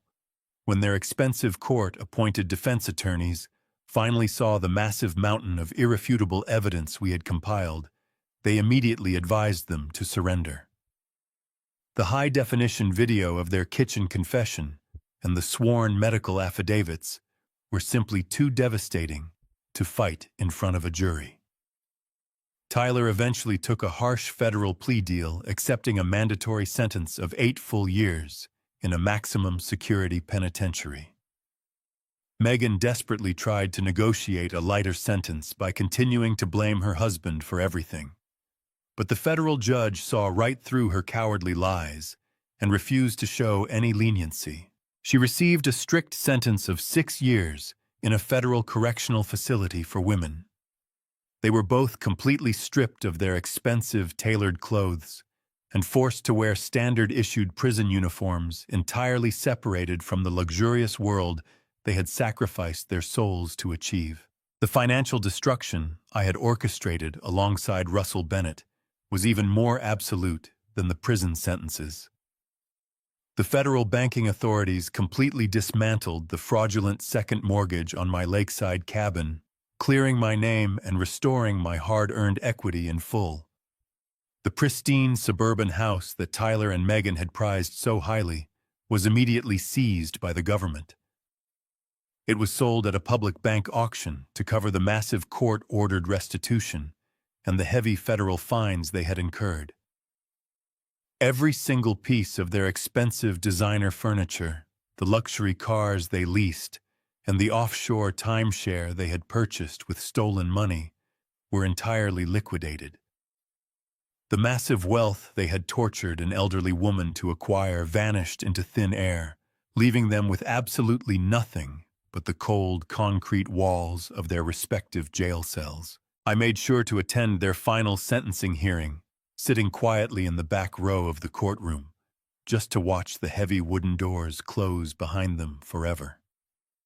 I did not feel a single ounce of sadness or regret as the bailiffs led them away in heavy iron chains. I only felt the profound, cold satisfaction of a job perfectly executed. I am sitting on the sturdy wooden porch of my lakeside cabin this morning. The air coming off the water is incredibly crisp and clean, carrying the fresh scent of pine needles and damp earth. It is the exact same cabin that Tyler had secretly mortgaged behind my back, the very place he tried to steal to fund his tropical escape. Sitting here now, feeling the solid wooden planks beneath my heavy work boots and listening to the gentle lapping of the waves against the dock, I feel a deep sense of absolute ownership and peace. The chaotic noise of the city and the dark, toxic greed of my former family feel like they belong to an entirely different lifetime. The sun is just beginning to rise over the distant tree line, painting the calm surface of the lake in brilliant shades of gold and pale morning pink.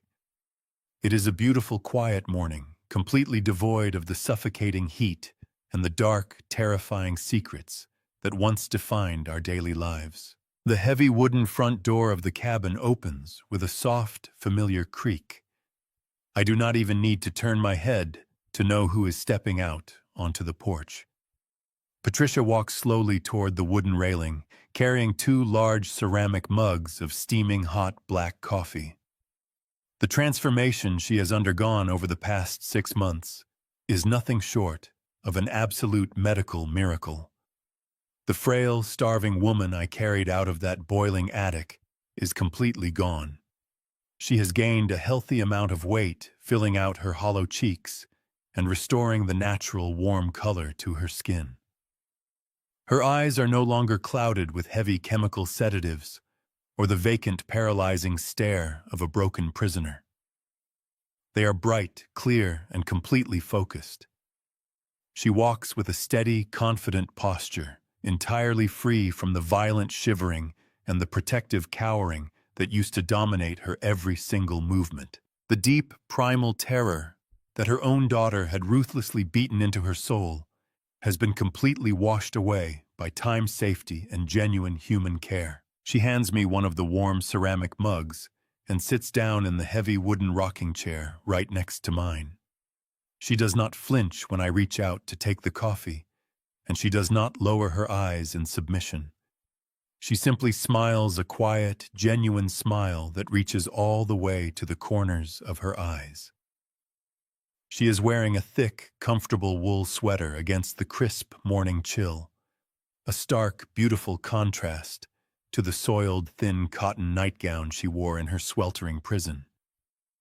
We do not engage in meaningless small talk about the weather or the news. We do not discuss the terrible things that happened in the past, or the 2 monsters currently sitting in federal prison.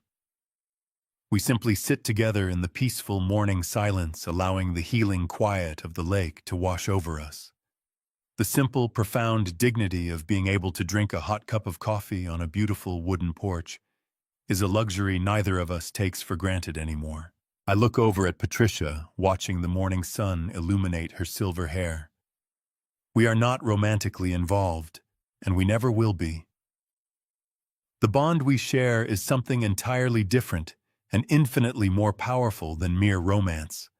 We are the bruised, battered survivors of a massive mutual betrayal.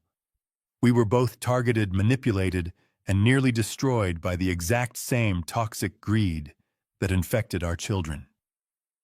We are bound together by a profound shared resilience and an unspoken understanding of the absolute darkest corners of human nature. I provided her with the physical safety and the legal vengeance she desperately needed to survive, and she provided me with the quiet, steady companionship of someone who truly understands the heavy cost of cutting a cancer out of your own life. We saved each other from the terrible, isolating darkness that usually follows such a profound family tragedy. As I take a slow sip of the bitter hot coffee and look out over the calm, endless water, my engineering mind finally feels completely at rest.